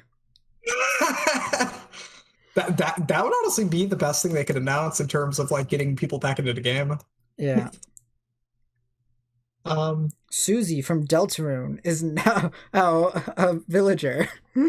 Joke. There was the Welcome Amiibo update that added weird ass characters. Yeah. Have a purple dinosaur in your village. Wait, I just realized Susie is a Barney joke. Yeah, you never realized that? No. It took me this long. She's a purple people eater. Yeah. She tries to eat your face at the beginning of chapter 1. Because she likes eating chalk also for some reason. What was that about? That was kind of weird, yeah. Monsters. If you tell that to Noelle, she'll give you a lunchbox full of chalk the next day. Amazing. Yeah. I need to. I'll read the chapter 2.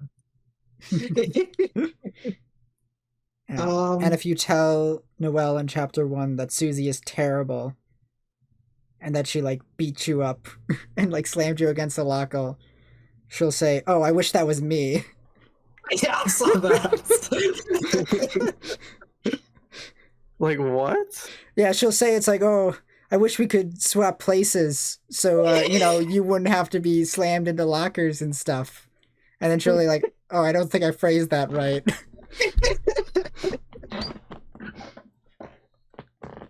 Man, definitely not. I need to get back to chapter 2. Well, not get back to. I need to get to it. Yeah. Get back to Deltarune in general. Anyway, we'll talk about Animal Crossing when the direct happens. Yes. Yeah. Of course. When is that? October? It's airing in October. I don't think they've given a specific date. Oh, man, and I got the Smash Direct. October's going to be a busy month.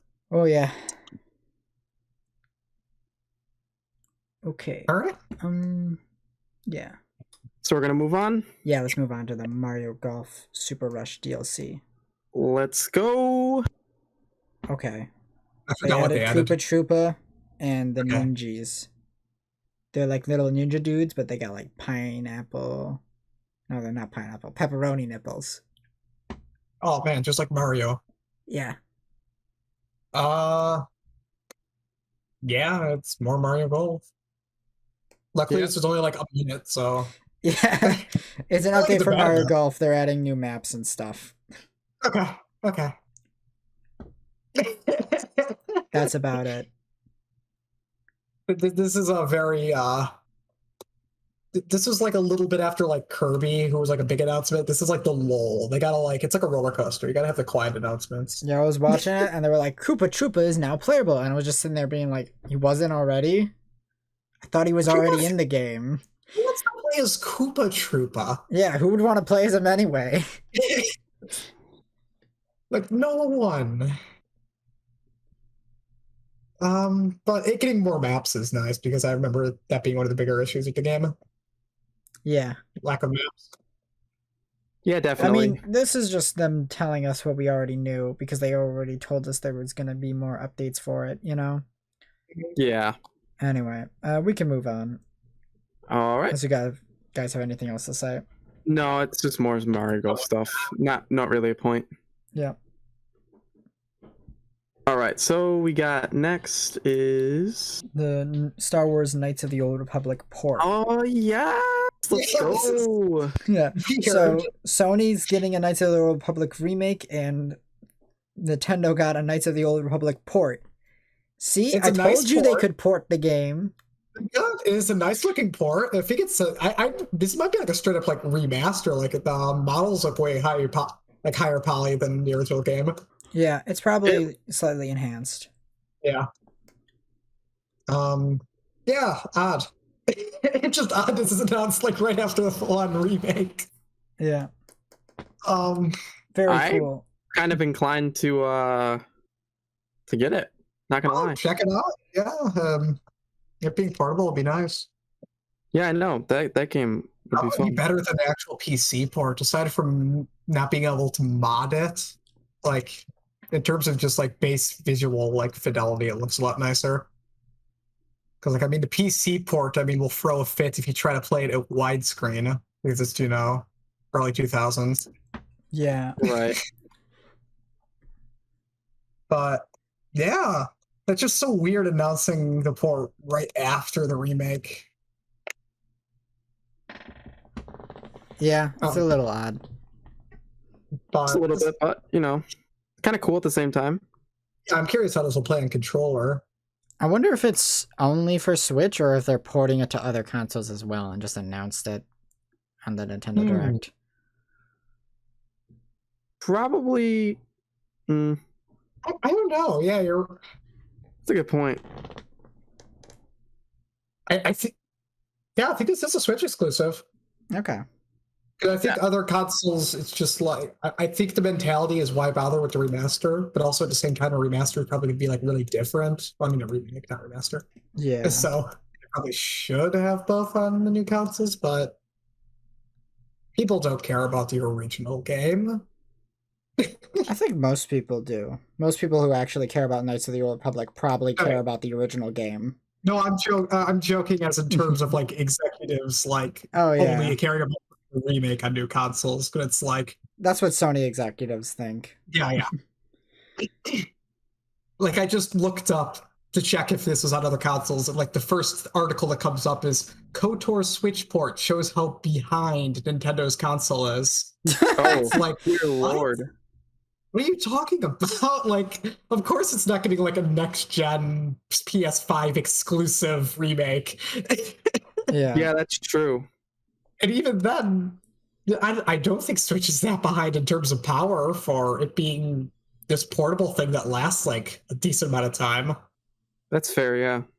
Shit, the PS5's like 6 times the size of the Switch. I can't carry that thing around.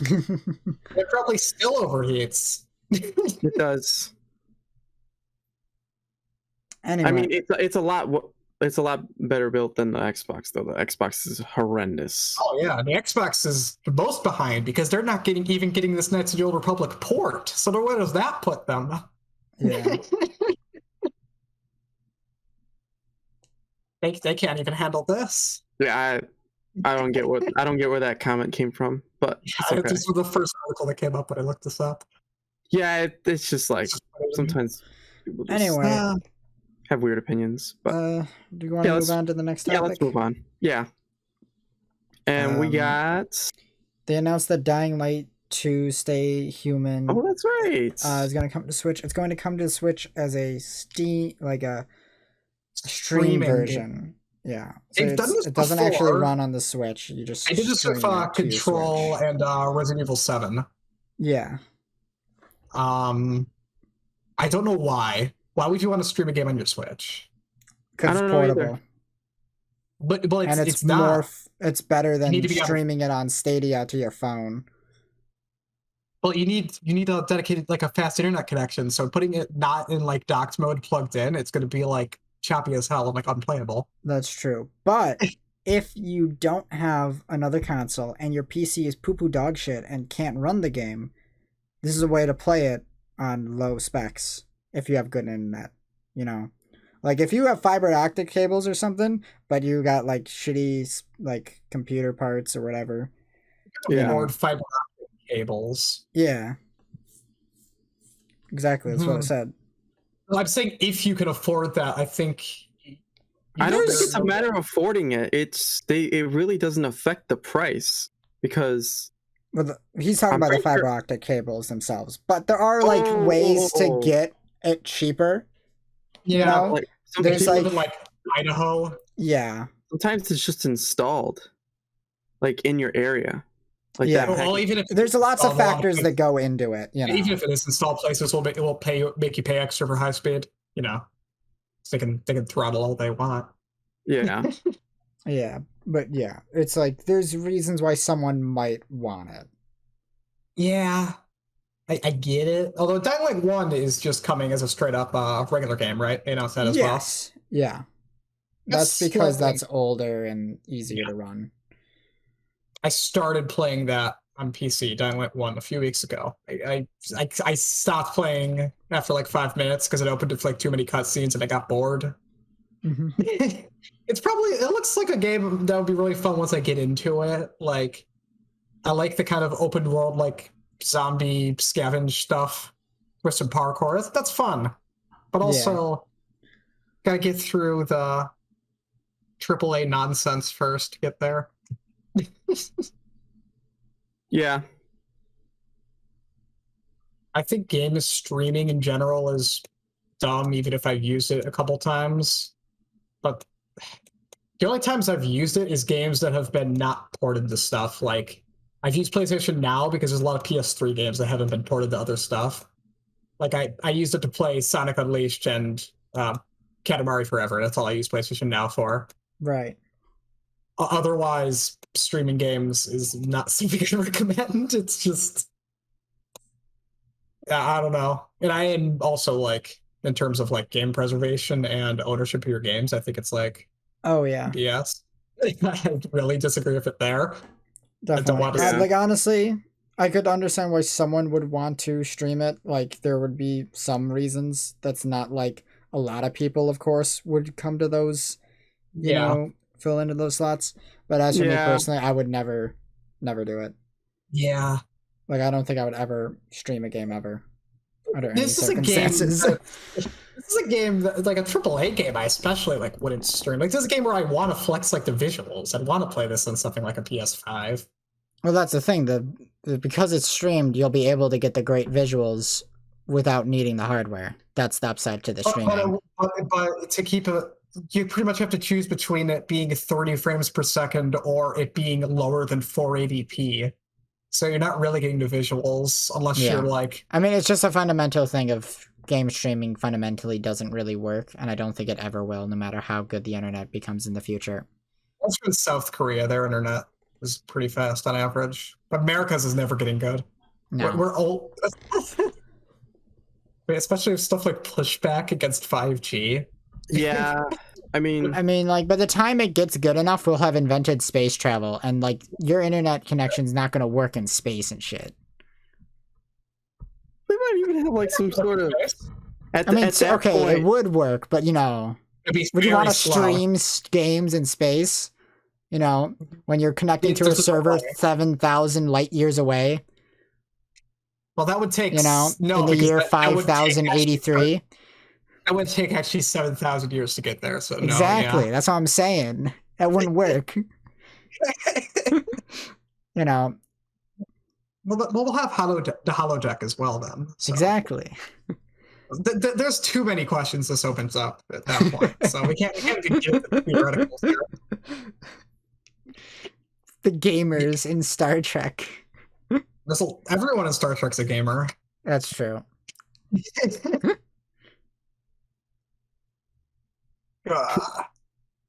Yeah. Okay, let's move on. Yeah, what do we got next? Triangle strategy.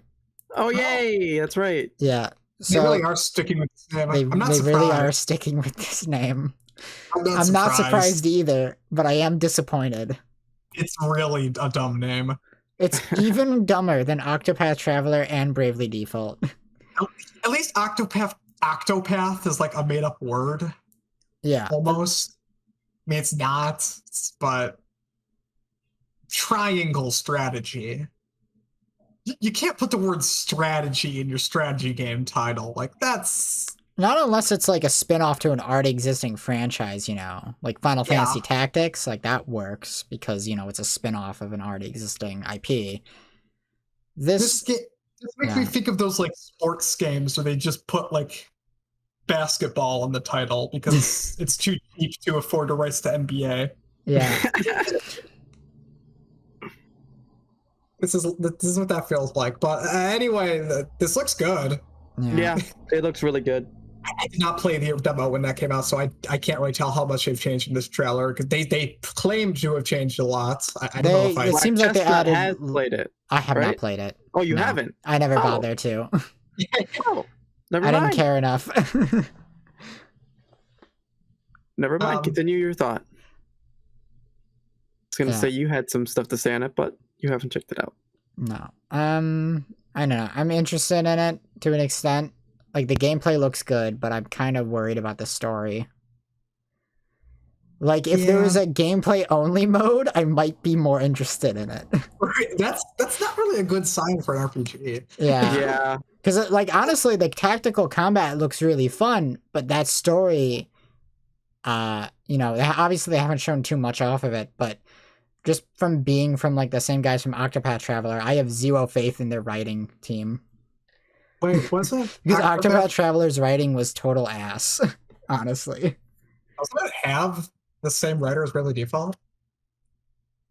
I don't think so. No, I wouldn't say no. I know I think it's, like, some team members are shared to an extent, but I don't think it's, like, identical teams. I think it might be the same studio.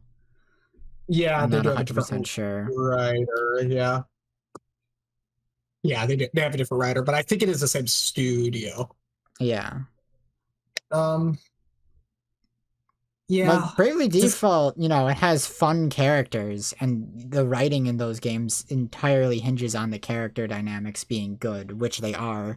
And then this is just, you know, none of the characters in Octopath were good, except for, like, the salesman girl. Yeah, I'll admit, Bravely Default's plots on paper is very generic, intentionally so. It's supposed to kind of be throwback, but...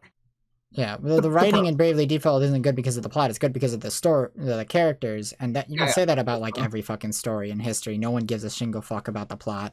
The plot is always the least important thing in any narrative. That depends. No, the plot is always like the least important thing. Get into like hard sci-fi.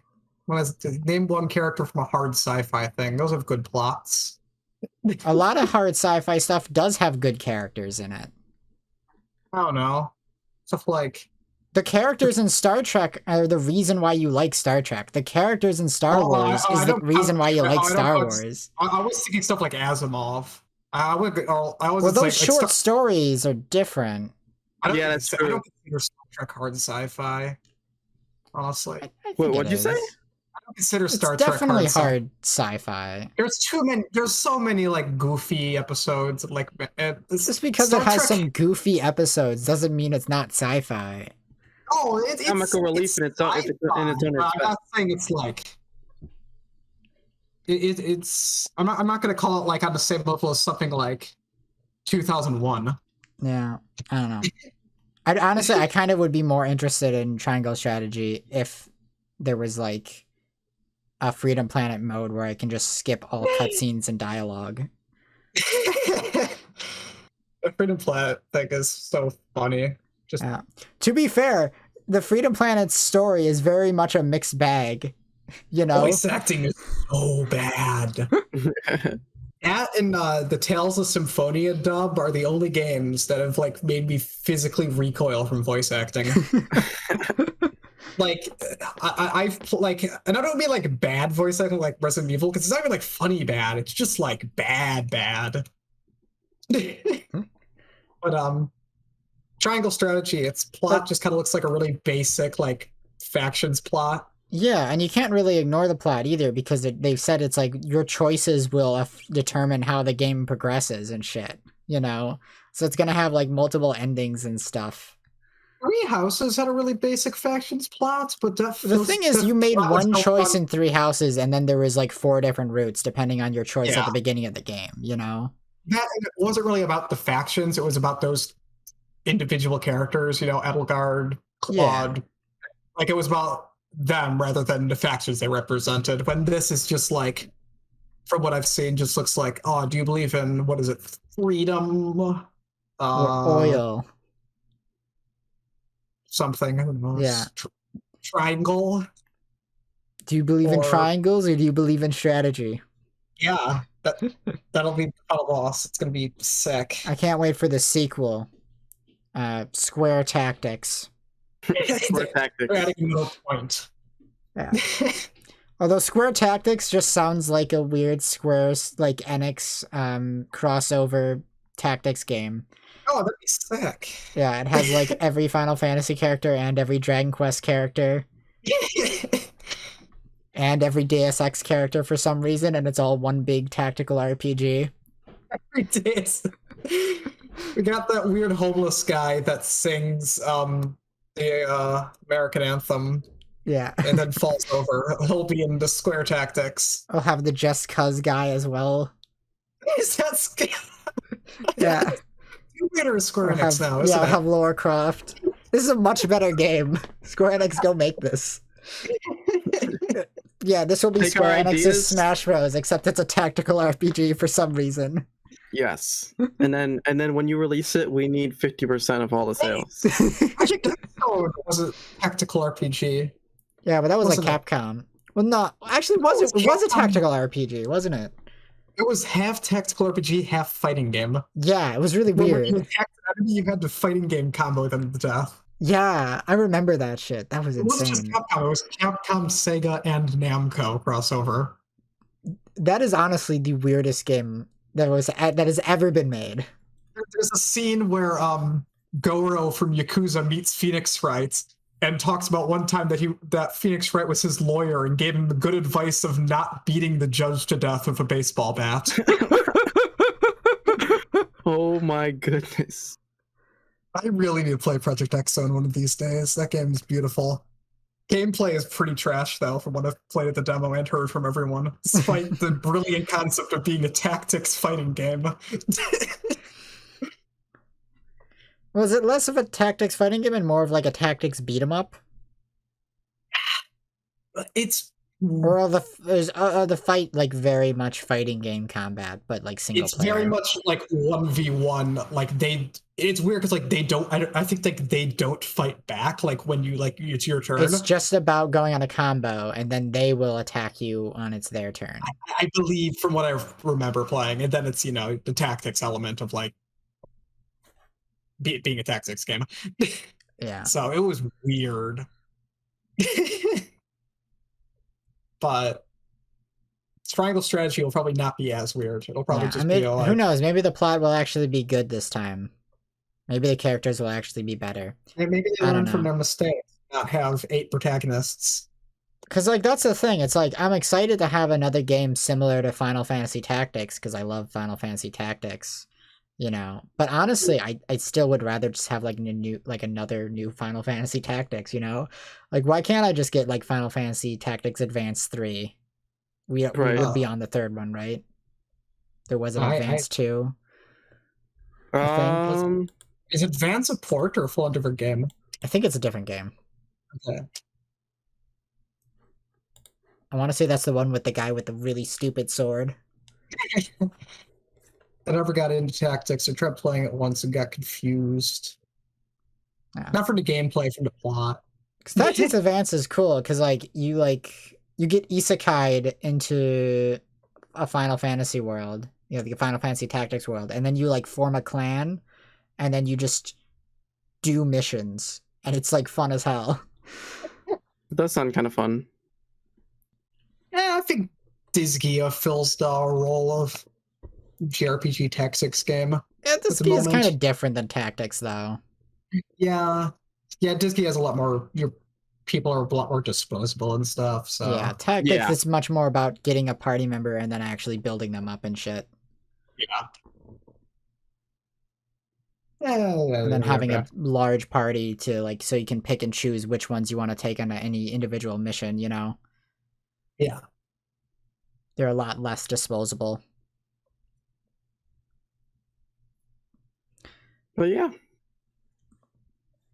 I definitely want to check this game out when it comes out. The gameplay does look really great, but I am worried about the story just because Octopath Traveler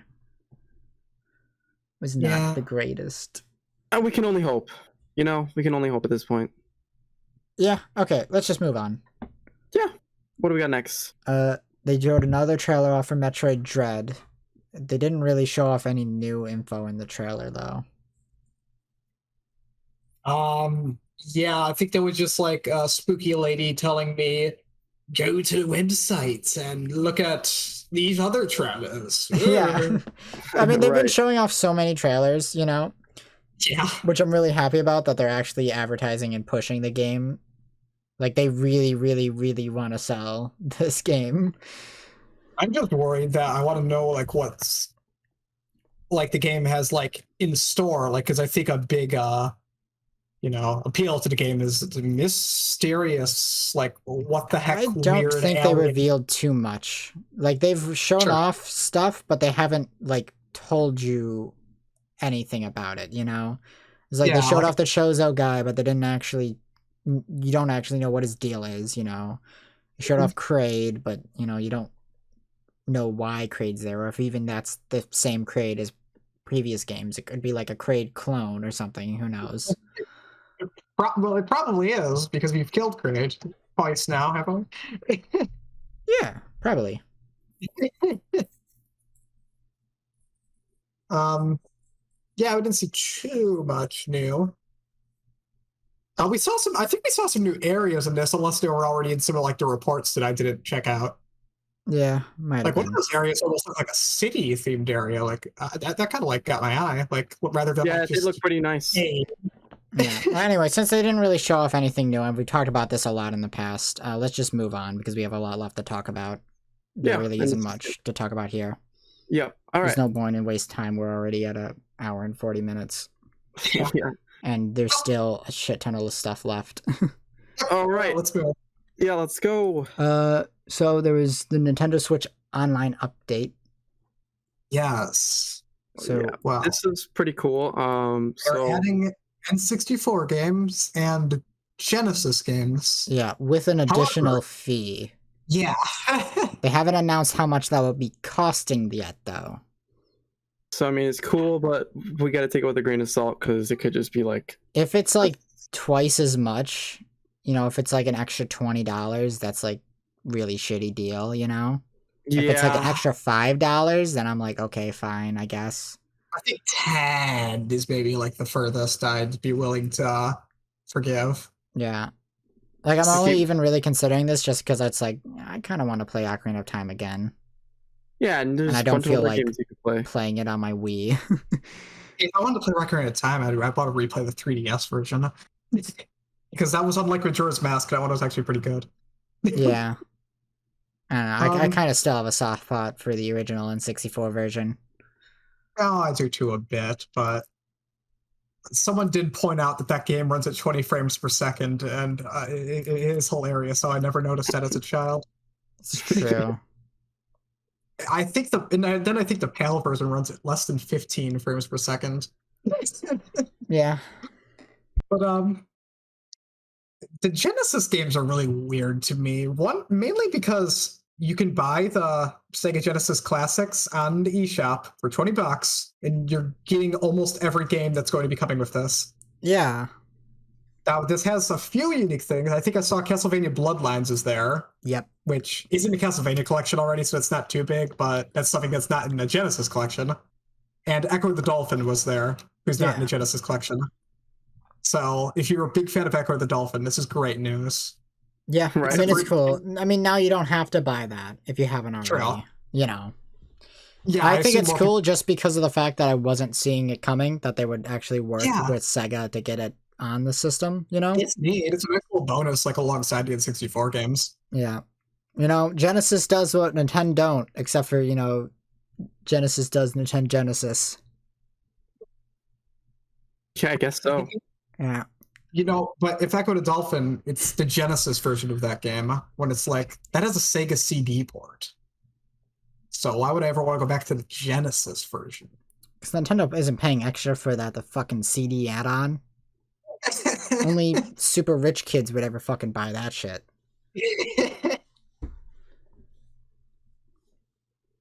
But yeah. Honestly, the cooler part of this to me is the fact that we're getting Banjo-Kazooie. Yeah, that was actually like, oh, I might actually dish out like almost $20 to play Banjo. Yeah, exactly. Because just them saying it's like, oh yeah, we're gonna put Banjo-Kazooie on here down the line, you know, like is a huge thing to me. Like honestly, the N64 titles that they've shown off so far have been very promising. The initial launch lineup is fine, but then the ones that they're gonna put on afterwards, like Paper Mario and Kirby and the Crystal Shards and Banjo, is like a big deal, especially Banjo, considering that means that opens up the door for other rare games. It's like, what if we also get Banjo-Tooie? What if we also get Perfect Dark, you know? Yeah. Damn, wonder how much GoldenEye is in the cards. Yeah, we'll probably get Donkey Kong 64. Yeah. One day. That's not exciting, Doc. That game's evil. It's not that evil. It's just tedious. I should try playing it. Someone made a ROM hack where you could switch your characters on the fly. I should try playing it, see how much better it makes the game. Yeah. I mean, the game is good. It's just needing to switch your characters is a pain in the butt. Other than that, the game's great. I love it, like the first two worlds when you only have like Donkey Kong and like Diddy. And then when you get like 5 characters, it's like, And some weird choices for launch too, like Sin and Punishment, who I only know from that one assist trophy in Smash. That's in the launch lineup for the N64. Oh yeah. Yeah. There was a Sin and Punishment game on the Wii though, which was a sequel to this. Yeah. So actually getting Sin and Punishment, you know, for the N64 on here is really cool because that was Japanese exclusive. What's it? Oh, I actually didn't know it was Japanese exclusive. Mm-hmm. Yeah, it never got released in the West. Huh. Yoshi's Story. I like Yoshi's Story. Mm-hmm. Yeah, they picked out a lot of good N64 games. Really reminds you how many great N64 games there actually were, you know? A lot of times it's easy to forget. See, N64, I feel like it's just really overshadowed to me by the PS1 library. To an extent. Which just has an astronomically amount of good games. When like N64 is like a solid like 15. I feel like the N64 definitely had way less games overall, but I feel like the games that were on there were for of much higher quality, you know? It's like the it's like the Dreamcast. The few games it does have are really, really, really good. Nah, I don't think the Dreamcast is as good, you know? Too bad Dreamcast games. It's not that the Dreamcast is bad, it's just, you know, I feel like it was still on even footing compared to the PS2 and GameCube, not, you know, better than them. Yeah, very true. Yeah. You know, the Dreamcast had what? Like Sonic Adventure and Shenmue? Sonic Not Adventure, impressed. Shenmue. Any third-party game is always the best in Dreamcast. And the best Tony Hawk. So that is a fact. Did have Power Stone. Yeah. Jet Set Radio. That's true. So I had the PS2 had like Ratchet and Clank and Sly Cooper and Jack and Daxter and Devil May Cry and God of War and it's like the N64 in PS1. Like I could name my N64 and the games. GameCube had, you know, Luigi's Mansion and WarioWare and Pikmin. Wario. This is why comparing N64 to PS1 though. Like I feel like it's Zelda games too. Yeah, got Wind Waker. Like I had like I said, it's the same situation as PS1 and N64 though. There, like N64 has a lot of good games, but for every good game, it could probably also name like 10 good games on like PS1 at the time. Yeah, I guess, but I don't think they're as good. You know, yeah. Like I don't think Crash or Spyro are as good as Mario 64. The only upside they have is that there's 3 Crash games and 3 Spyro games. Well, there's only 1 Mario 64. You know? Yeah. Right. Speaking of Wind Waker, Ricola had I gave Ricola my copy of like the gold edition. Yeah. No, Wind Waker's not in that. It's just they have a demo of Wind Waker. You gave me the collection. It comes with like Zelda 1, 2, Ocarina of Time, and Majora's Mask, and a demo for Wind Waker. Yeah, Ricola scammed Lucas out of it like a TF2 trader. I gave him convincing people to sell their low-tier unusuals to them for even lower prices. Yeah, what did you end up giving me for it? SimCity 4. Oh yeah, that's right. That was sick. That was a good trade. That game costs like $200. What? The Zelda game. No, it's not. It's actually pretty cheap. The Club Nintendo Zelda collection. I thought it was 20. Zelda Club Nintendo collection. How much is that now? That little gold disc, right? Yeah, you gave me one. It was like less. I mean, when it came out, it was like less than 20, and they're actually not worth that much now because people expected them to like be worth a ton, so people actually just bought a ton. So they're actually not worth as much as they probably should be. That Zelda collection, right? It says, I don't know. I'm seeing anywhere from like 80 to like 120. Yeah, are those American copies, or I don't know. I think Japanese copies are worth more, but anyway. I mean, like obviously it depends on the condition of the case. Additionally, you'll be able to play all those games. If it's in mint condition, it's like over 1,000. But, yeah, if it's like damn near perfect, then it's like everything on there is going to be on the Switch online soon, though. Yeah, everything and more. Yeah. But enough said. This is coming out It's cool. Get it if you want. It's cool in its own respects. It's cool. It's something neat. Yeah. I don't know. It'd be cool if it wasn't an additional paid expansion. Yeah, that's like really like really. You're already like cutting it close with the price. Yeah, it's already not worth the deal, especially since they're so inconsistent in adding games. Like they promise new games every month, and they've adding them like every 4 months. And they're like really shitty bottom of the barrel thing possible. They should do this just out of courtesy. It's really weird because occasionally they'll add something like obscure and like pretty interesting, like Pop and Twinbee or something. Yeah. And we'll get like something that's obscure for a reason. Now, if they just add the SNES version of Umihara Kawase, I'll completely forgive them. That's the game where you use a fishing rod. That's it. That's the entire game. You swing around with a fishing rod. It's the best SNES game, par none. Par none. Yeah. But yeah. I want to move on? Because, like... No? Okay. I'm trying to remember something. I was about to say something, and then I got... You're good. Cut off. I got rudely cut. You got rudely cut off. Yes. And I can't remember what I was going to say. Oof. It was something important. No. Oh, right. I remembered. It says, like, they don't even have, like, Earthbound on here yet, you know? So it feels like they're still missing a lot of important titles, you know? Like they don't even have Earthbound on the Super Nintendo. Is available on the Japanese one? No, it's just not on there at all. Because I know the Japanese Super Famicom one gets a lot of stuff. Like they have the first 2 SMT games already. Yeah. I'm curious about Earthbound then. I wonder if like because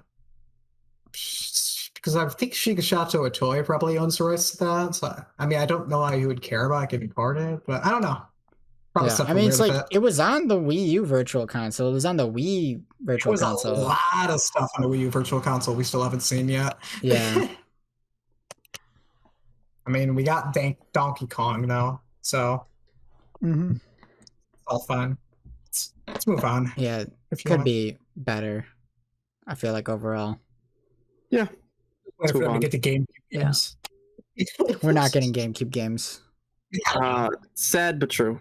We might get Game Boy games in the future. That's a maybe. Okay. I wouldn't, you know. Play Mario Land 2, the best 2D Mario game. Yeah, anyway, let's just move on to the Castlevania Advance Collection. Yeah. Sure. I bought this night of the Direct, because, Aria of Sorrow is still the best Castlevania game. This collection's really solid for $20. It also just comes with Dracula X for some reason, because why not? I mean, where else are you going to release Dracula X? Nobody likes that one. But yeah, love the Castlevania GBA games, and I think $20 is a totally fair price for all 3 of them. Yeah. Like, for real. I hope they do a DS collection next. Just find a way to remove all the terrible touchscreen gimmicks from those. Yeah. Yeah. Yeah, it's a nice collection. Oh, worth buying. Do you have anything else to say on it, or do we want to just move on to the ActRaiser remake? I don't have too much to say other than, solid port. Actually, I do have to say, they added an ability that tells you when enemies have the ability to drop like special items, you know, like how at Aria of Sorrow, like when you hit an enemy, like it will tell you if you have their soul or not. Right. That is a really nice feature that this collection added. It cuts down on like any sort of grinding like by a ton. Right. Cool. So really like that. Okay. Move on to ActRaiser. Okay. All right. So an ActRaiser remake. This was kind of fucking out of nowhere. Yeah, burst my memory on this game because I actually kind of forgot. So I know we've mentioned this at least like once before, just randomly, but ActRaiser is it was a Super Nintendo game, right? Right. Yeah. It was not originally, yes. I think it was Super Nintendo, yeah. Yeah, and basically the idea of the game is that it's half side-scrolling action platformer, half town sim. Sim City. Yeah. It's Just SimCity. Pretty much. So like in one half of the game you'd be playing as like a hero chopping down monsters and stuff with your fucking sword, and then the other half of the game you'd be playing as like a little angel recreating civilization and trying to stop monsters from destroying your city as well. Yeah. So, and it's a super unique game. Like no other game is even slightly similar to it. So to get a remake of it is honestly really cool. Yeah, it's a fun gimmick, like working in action with like a sim game. Yeah, it's kind of cool gimmick. Like playing like City Skylines, and you could control someone and just beat the crap out of people in your streets. That would be hilarious. I would. That would be pretty cool. But I don't know how I feel about the visuals. I think all of the sprites have the feeling they look like JPEGs to me. Just looks like Mortal Kombat. Yeah, I kind of agree. You ever see the Rondo of Blood remake on PSP? It looks like that. It's like weird looking. Yeah. Like I kind of get what you're saying. I kind of like a lot of the new art and character designs, but how they're like actually visually shown on screen. Yeah, like it's really good art. I think it just stands out for the backgrounds kind of awkwardly. Like it looks like a Mortal Kombat game. Which it's unique. I don't think it's ugly. It's just a bit distracting, maybe. I don't know. Yeah. I get used to it when I play it. Yeah, obviously. And honestly, I want to check it out. It's a game I've been I've heard about the game like forever because nothing's even like tried to do the same gimmick. Yeah. Why isn't that in the Super Nintendo online games? Because there's a remake of it that you can buy right now on your Switch. Yeah, I guess we do now. Is it already out? Yeah, it came out day of. I just pick a sure. Yeah.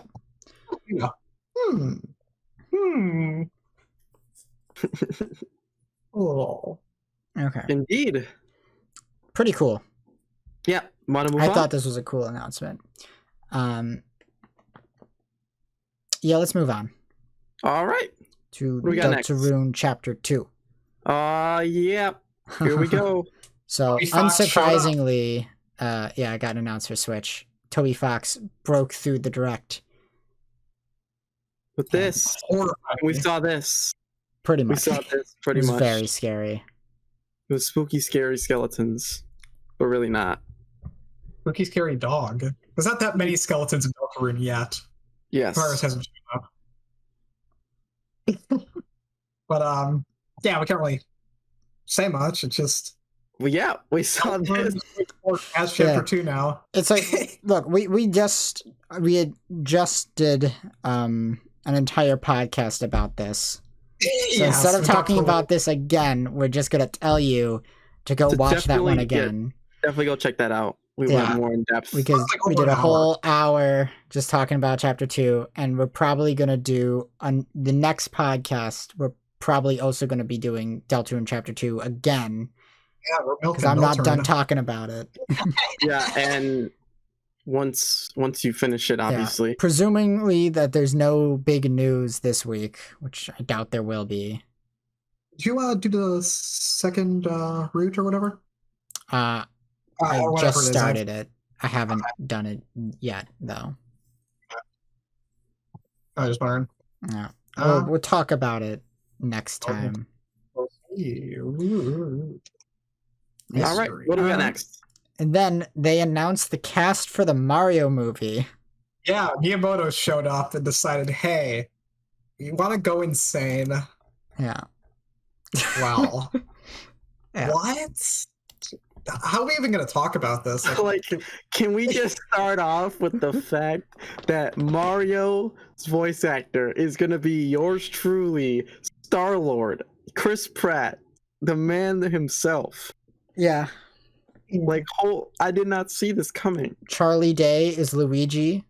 That's actually amazing, actually. Yeah. He's perfect. That's actually such funny casting. I'm so mad. Jack Black in this? Jack Black is Bowser. Yes. I've already seen art of Bowser with a stop sign. Yeah. I'm so mad that Danny DeVito didn't play Mario, because then we would have just had the cast of Always Sunny in Philadelphia. That would have been so good. It would have been so good. They really should have gotten Danny DeVito to play Mario. He's a much more fitting Mario than Chris Pratt. No, I don't want Danny DeVito. Actually, he was the first choice for the Mario movie in the 90s. He turned it down. Yeah, that's why. After he turned down the role, he was also offered to direct it, and then he turned that down as well. So I mean, maybe he just wants nothing to do with Mario. I can believe that. Yeah, I can't wait for this movie to come out, because then Vinesauce will do a dub of the entire film. I really want to see that. I really want to see Vinny redub the entire movie. It's going to be a cinematic nightmare. I'm so excited. It's either going to be horrible or just amazing. I think, I just want to say though, Seth Rogen as Donkey Kong is such exquisite, like, that's insane casting. Like, who thought of that? I could never have thought of something that funny, no matter how. How much weed is Donkey Kong gonna smoke in this movie? I know, they're gonna have like banana weed jokes. Like, he's gonna like light a banana up. It's gonna be terrible. Oh, and Cranky Kong was in there. Like, someone had a voice for him too when they showed like the same time they showed someone who's voicing Spiny. Freaking Spiny. Why? No, they didn't. It was Spike. Oh, was it Spike? It was Four-Man Spike from Wrecking Crew. Sorry, I said the wrong Mario enemy. Oh, not enemy. Yeah. Apparently, the plot of the movie is that Four-Man Spike is Mario's boss. And then stuff happens. I don't know what the rest is. I just know that that's gonna be there. Can you just talk about Jack Black being Bowser for a minute? Yeah, like, that was... I loved that. Yeah. I love Jack Black as an actor. Like, I'm a huge Jack Black fan. This is a very weird pick. But it's also like the only one I kind of feel confident on, because I know Jack Black is such a good actor and also is a great voice actor that he could, I feel like, play the role. Specifically if they're going for like Dad Bowser. Like if Bowser's characterized how he is in like Mario Sunshine and stuff. Yeah. Then I feel like this could work really well. If we get a lot of awesome scenes with Bowser and Bowser Jr., you know? Like, if the plot of the movie is like this plot from Sunshine, where Bowser's just trying to give Bowser Jr. a mom. That could be fun. Then I feel like it could work really well. Yeah. Will it be as good as Mario? They're going to turn Bowser into a sympathetic villain. Plonky isn't already. Yeah. What was I going to say? You got really close to your mic for a second there, Ricola. I forgot what I was going to say. My mind just blanked. I had like something I was about to say, and it just poofed. Anyway, Chris Pratt is Mario, though. Like, of all the people on the planet, like I guess there's some history in like he played Emmett in the Lego Movie and stuff, but that's a very like just his normal voice role. Yeah, right. They really should have gotten Vinny Pizza Pasta to play Mario. Like, Mario really should be played by a New Yorker of Italian descent, you know? Right. Also, I'm not as totally angry as a lot of people are that Charles Martinet isn't voicing Mario. Yeah, I get it, and I feel like they should have gone with someone closer to Lou Albano, you know? Yeah. Also, I just want to say, I think it's totally possible that Martinet could have turned it down. Like, yeah, sure, he does the Mario voice pretty constantly, but I'm sure they did not ask him, you know? Because they need to have the celebrity voice cast to sell their movie, you know? Well, yeah, but not every say what you will about the Ratchet and Clank movie, but they kept the main voice cast for all the major characters, you know? Right. They only filled the celebrity roles for like with Drek, and he was like a completely different character anyway, so it doesn't matter. They kind of still had the celebrity thing, celebrity voice acting for every character but Mario. It would have played fine. Like Space Jam still has the same guy playing Bugs Bunny, and that they didn't have to hire a celebrity for him. To be fair, that's Bugs Bunny. You can't not have the Bugs Bunny voice. That's true. You can't just put a celebrity into Bugs Bunny. That wouldn't work. Well, it doesn't work. You can't put Chris Pratt in Mario. That wouldn't be 100% Kanye Reeves' Big Chungus Kawaii Desu. Yeah, exactly. Well, I mean, Chris Pratt of all people. I'm gonna say this is Miyamoto's idea. Yeah, it should have been Keanu Reeves. Keanu Reeves. Yeah. That would have. I think the internet would have been way happier with that. That would be great. Kanye Reeves.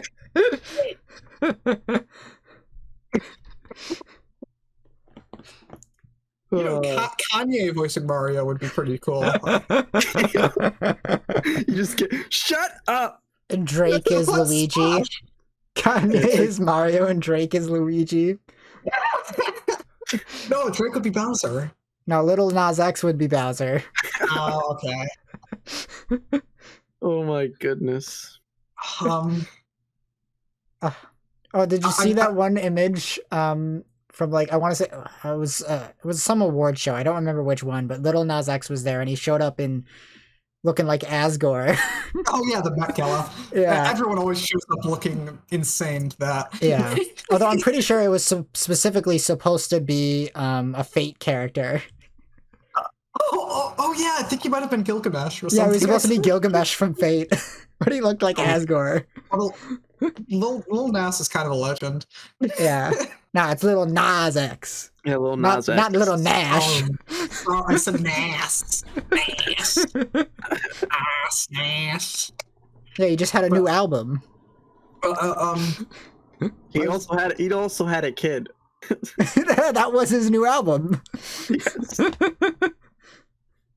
What? That was the most hilarious promotional campaign for a new album I've ever seen.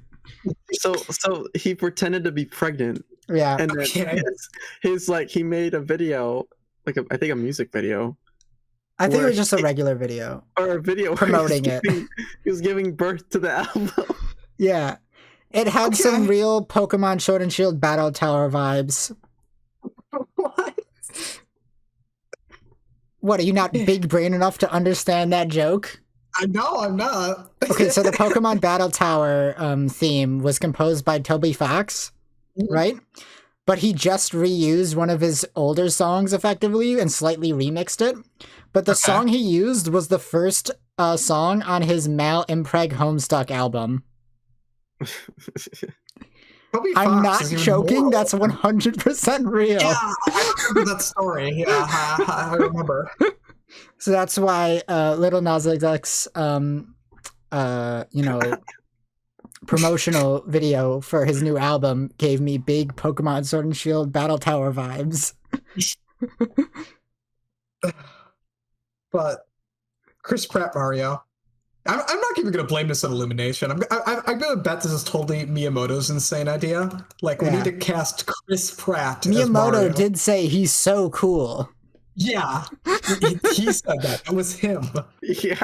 Because, like, Illumination is, like, cheap, and, like, their movies could be pretty bad, but I don't think they're, like, stupid. You know, I kind of think, to an extent, Illumination is perfect for the Mario movie, just because Illumination's big thing is that they love copy-pasting models. They love reusing assets and stuff. And that's perfect for a Mario movie because we're going to see 5,000 Toads copy-pasted throughout the whole thing. All voiced by Key. Yeah. It's going to be like 100 Goombas and 100 Toads. That means they only have to make like 20 models for the entire movie because all of the background characters are just going to be like Toads and Goombas and Koopas and shit. And then they're just going to be copy-pasted everywhere, you know? True. Yeah. So it's perfect for Illumination. People are having too much faith saying that because Nintendo's overseeing this, it's going to be good. No, that's my biggest worry. Yeah, the problem is they're going to turn Toad into the next Minions. Like they turned the fish in the Grinch into minions. I never saw that. No, not Grinch. Movie. It was Lorax, I mean. Yeah, Lorax. There's too many other things that are terrible at that movie to make me remember the fish in there. Yeah. That's very true. Or Danny DeVito Lorax. Oh God. I forgot it was Danny DeVito who played the Lorax. Well, I thought Illumination wanted to bring in Danny DeVito again for Mario, but Nintendo said no. You know, that's what would happen behind the scenes. Miyamoto was like, who is this guy? No, we got to get Chris Pratt. Yeah. Oh God. So, you remember the scene in Guardians of the Galaxy where like, it's like the opening scene where, he's like, it's like, who are you? It's like, I'm Star-Lord. Who? Yeah. He's going to do that, but with Mario. Someone's going to ask, like, who are you? It's like, I'm Mario. I'm Mario. Who are you? It's to me, Mario. Yeah. Yeah. Man. Oh, man. This movie... Like, it's a me, Mario. But just in his normal Chris Pratt voice. Yeah, it's like not even gonna... Well, he posted a TikTok where he did a joke Italian voice, so I was expecting he's gonna try and do a Mario impression. So look forward to that. Yeah, they really should just get Vinny to do it. Yeah. Speaking of Vine sauce, I had the funniest thought the other day, which is just the Donkey Kong rap, but replace all the Donkey Kong characters with the Vine sauce crew. There's only like 3 of them that matter, though. But there's like 12 of them in total. Exactly. So you'll just get like Vinny, Joel, Rev, Dreeb. Or is that how to see him around? Is it Dorb? Maybe it's Dorb. D-R-R-B. D-O-R-B. That's it. Yeah. And then Jabroni Mike. Yeah. It was perfect. Yeah. Yeah. And then the rest. And then the rest. I can't remember any of the other specific ones.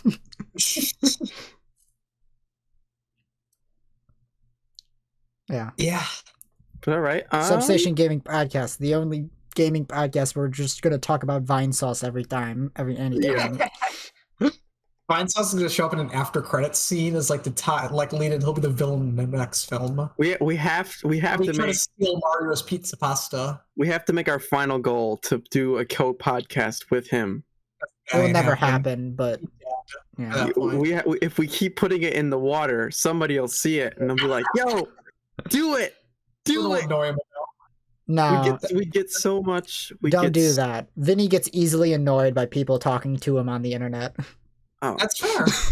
Although that's how Joel's entire career started. Joel was just kind of a dick in chat, and Vinny was like, okay, and then he gave him his own stream.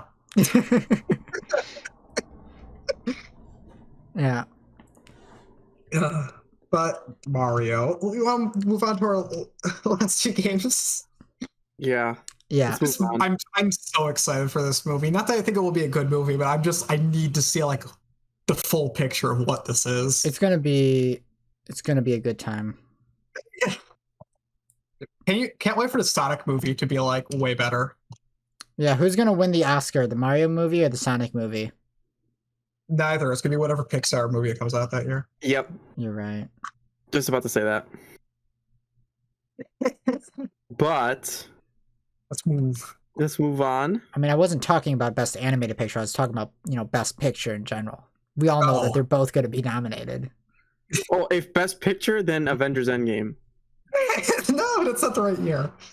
Avengers Endgame came out like, a couple of years ago at this point. Avengers Endgame. That's not coming out next year, though. That's already came out. I think they're re-releasing in theaters. That doesn't count. Yes, it does. No, it could if they get another theatrical run, because the Academy's rules are really dumb. But also, I don't think that counts. It does. It definitely does. No, this picture is gonna be like Green Book again. It's gonna be the whitest movie possible. So the Mario movie. All right, yeah, let's move. Let's move on. Yeah. Okay. Splatoon 3 trailer. One? Yeah. Yes, they released a trailer about Splatoon. Yes. It's kind of exactly what I expected that they would show off, as in, more single-player content. We saw a little bit of the multiplayer content first, and so we can talk about that. Go ahead. Yeah, they showed off some new specials, like the crab mech ball. Yes. That looked crazy. Which was the one where they were like swinging around like Spider-Man? That one, I don't remember the name of it, but I think it's like Squid Ninja, something like that. That looked awesome. It's supposed to be them being a ninja. That one does look crazy. You just turn into Spider-Man. Insane mobility. Yeah. But the thing is, I think it's supposed to work like the inkjet, where after the special is done, you'll be returned to the place where you started the special at. Interesting. Okay. You use it to get out of place like kills, like snipe, you know. You use it to jump on top of somebody and kill them, and then you get launched back to where you were initially. Or like start like gaining like area control at like somewhere you're not controlling already. Like, there's a lot of cool uses already for that. Yeah. Like, I'm excited. Yeah. Another one they showed off is a big barrier that you throw out, and then you're just protected while inside it. Enemies can't shoot through it. Right. Kind of vanilla, but cool. Because I've had a special like that in Splatoon 1 and 2, and 1 it was the bubble that just made you fucking invincible. Right. And if a teammate touched you, they would also become invincible. It was kind of super OP, which is why they removed it. And then in 2, they had the ink armor, which gave everyone on your team, when you used it, basically like a free one hit, where you'd be able to take one hit without dying, Yeah. Points. Yeah. But that was also very OP.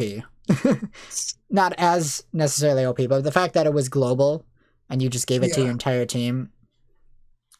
So the defensive special is just going to be based on controlling a single area, which yes, it's a small area, but I could also see this still being kind of OP. With some reworking and bounce. No, it depends on how long it stays up, really. True. I mean, even like if it's only like 5 seconds, that could completely turn the tide of a fight. I imagine you use this in splat zones. You just throw it on the splat zone, and now it's like, well, now you just can't capture the zone. I know, it's like an Uber charge. Yeah. Well, it's gonna not necessarily. An Uber charge. It's more like a protective bubble. Yeah. But that bubble is potential invincibility if used right. It's invincibility if you stand in it.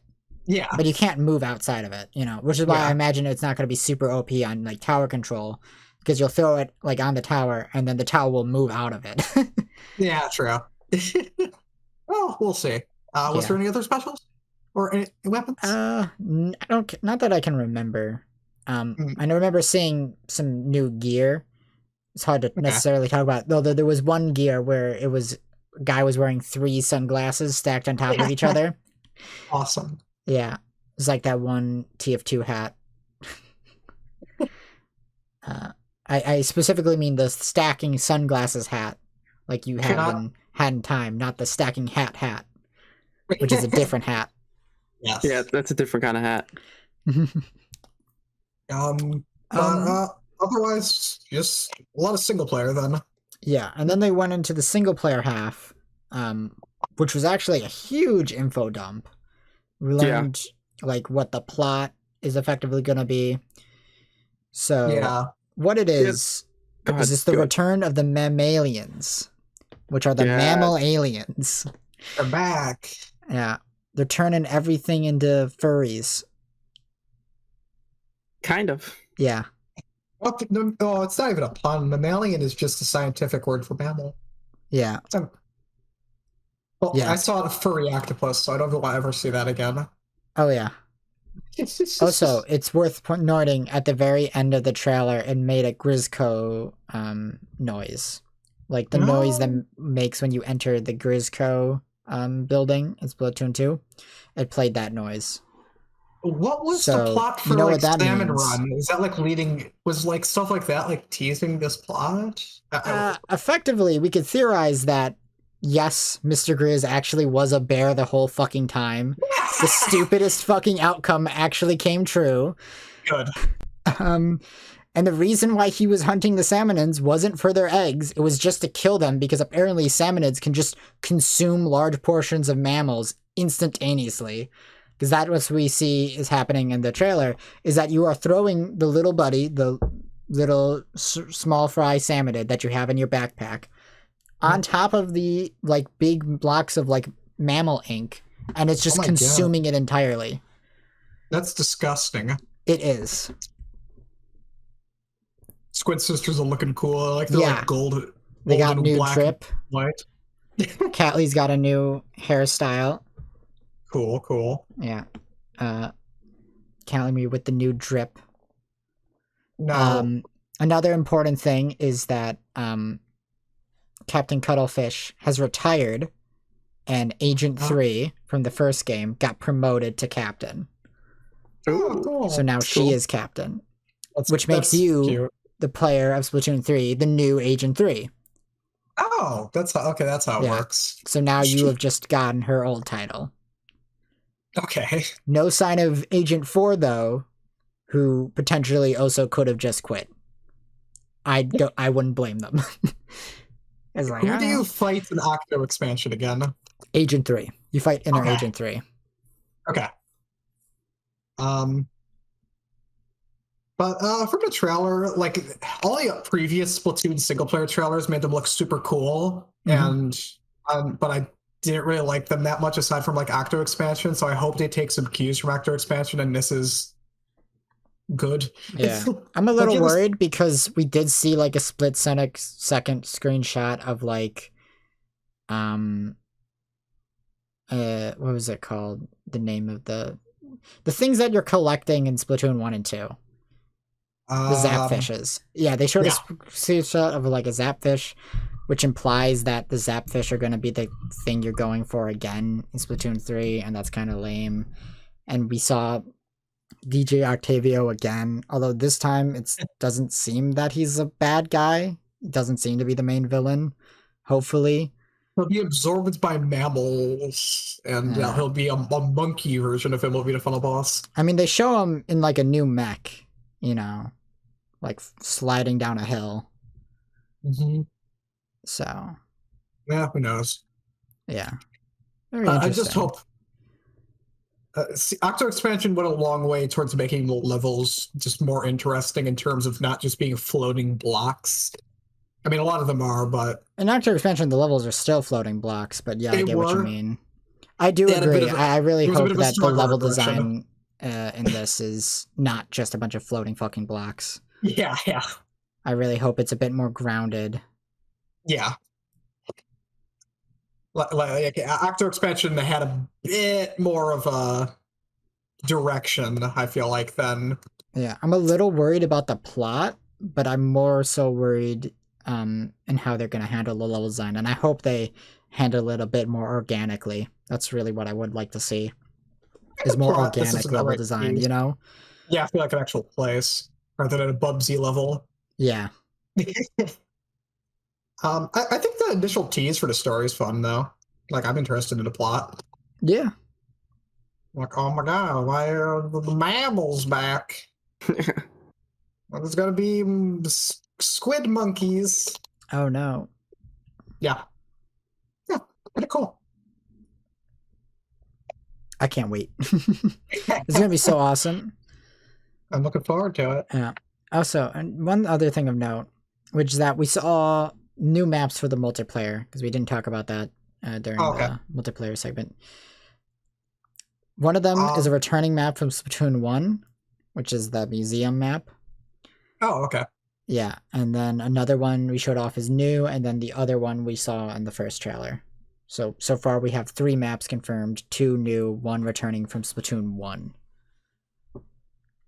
That is nice. Yeah. Splatoon's cool maps.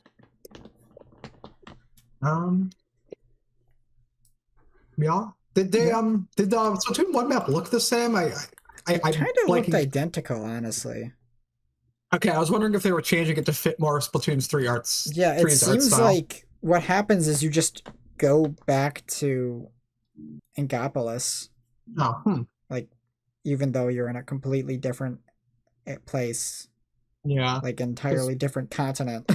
Yeah, and 3's art style is a bit maybe not art style is the right word, maybe palette.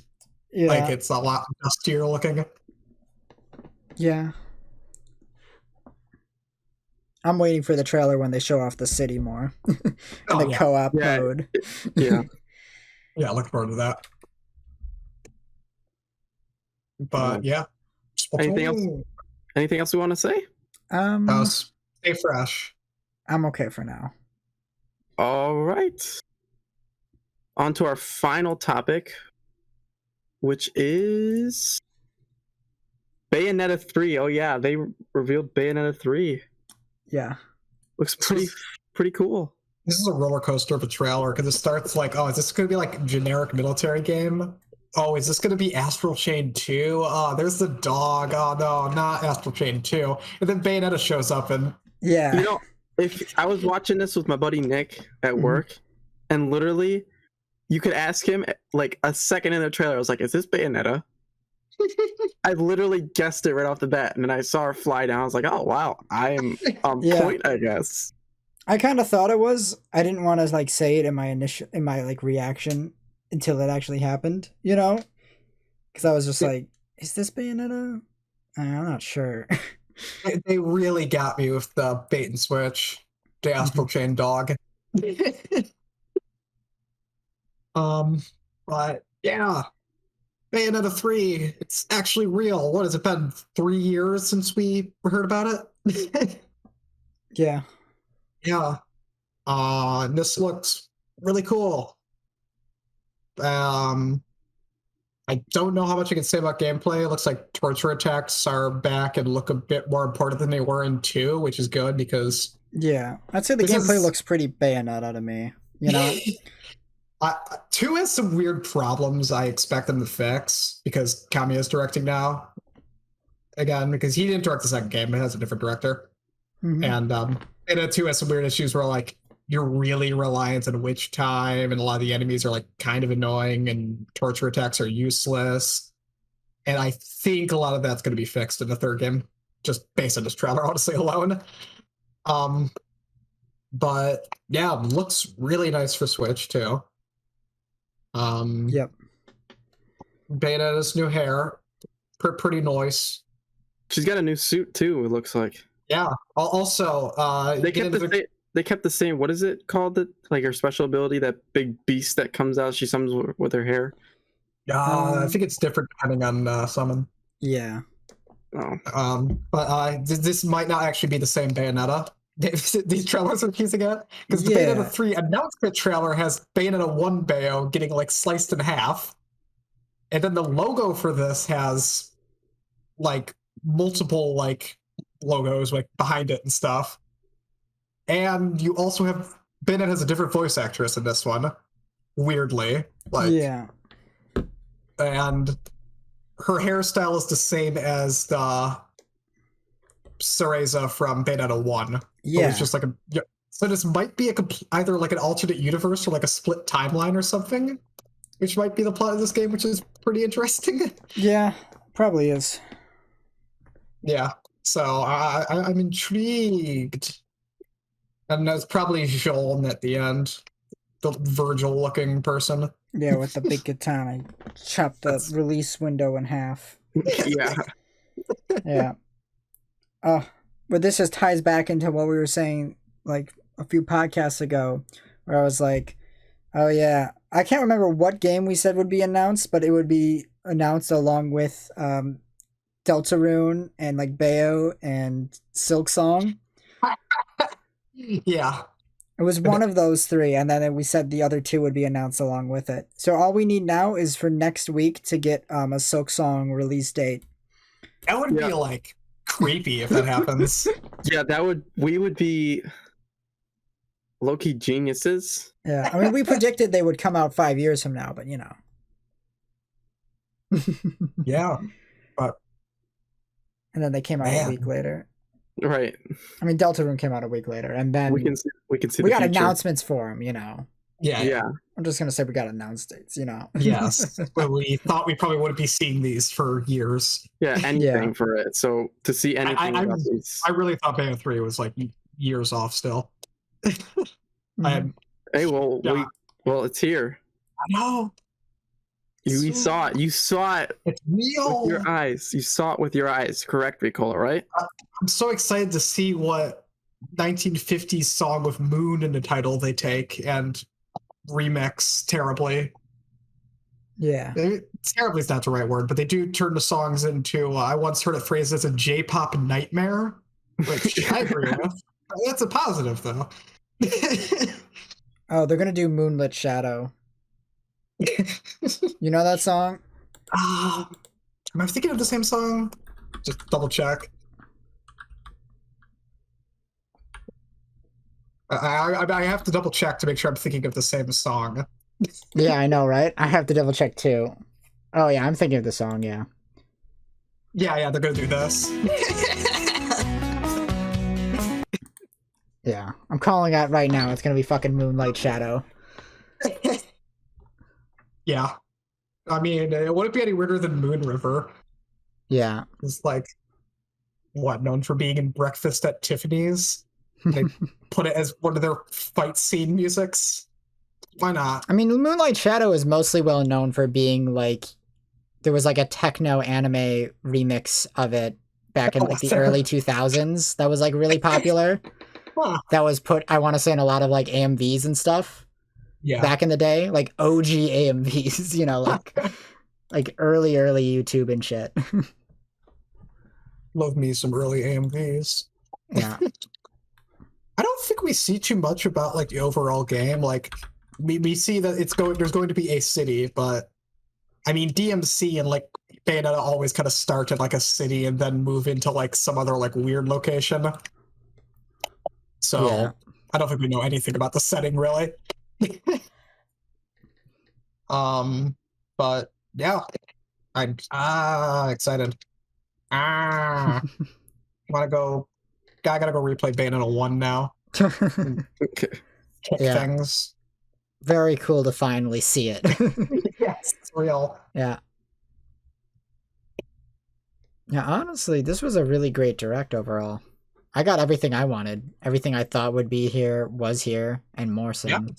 I thought we would get a 3D Kirby game. We got our 3D Kirby game. We got more Animal Crossing news. Not necessarily now, but we got news that there will be news.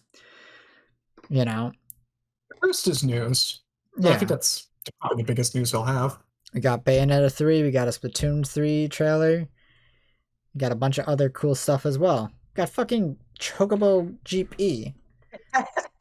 Yeah, just great direct all around. Like whole time through, I was like, yeah.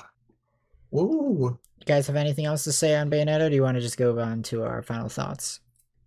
No, let's just move on to final thoughts. I'm honestly pretty pooped out. Yeah. But all in all, like Black Justin was just saying, like this was a really good direct. I mean, I already said at the beginning, but I was really happy. I mean, 40 minutes. I thought it was pretty great.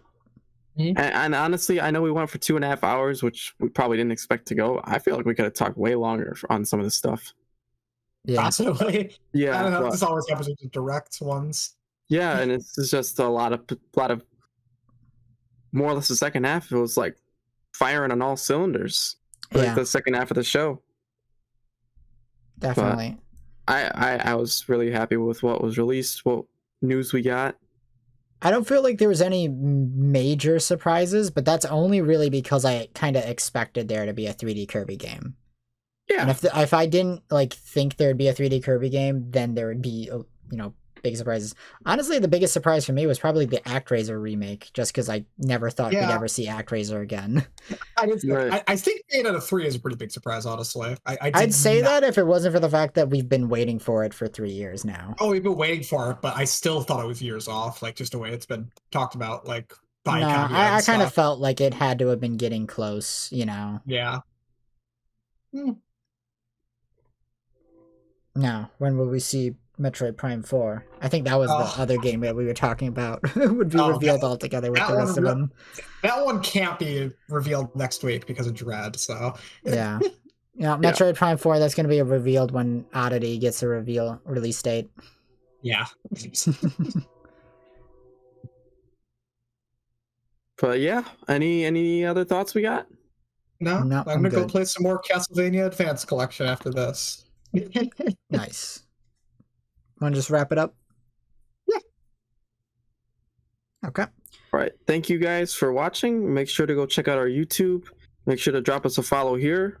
Check out our Twitter, our TikTok. Say check out our YouTube. They're probably watching this on YouTube. Go subscribe where you're watching it right now on YouTube. Right now.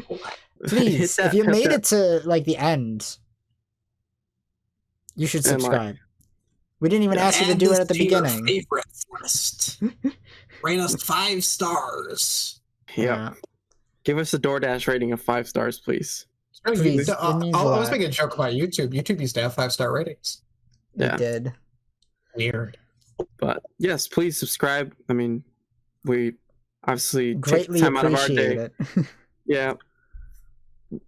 If you would like to hear more, that would be greatly appreciated. Yeah, and leave us a comment telling us what you thought about the Direct. Yeah, true. I'd like to hear that. If you thought I it will was reply like to the worst thing, yeah, if you thought it was the worst thing, let us know. I'd be curious to see someone complain about this Direct, honestly.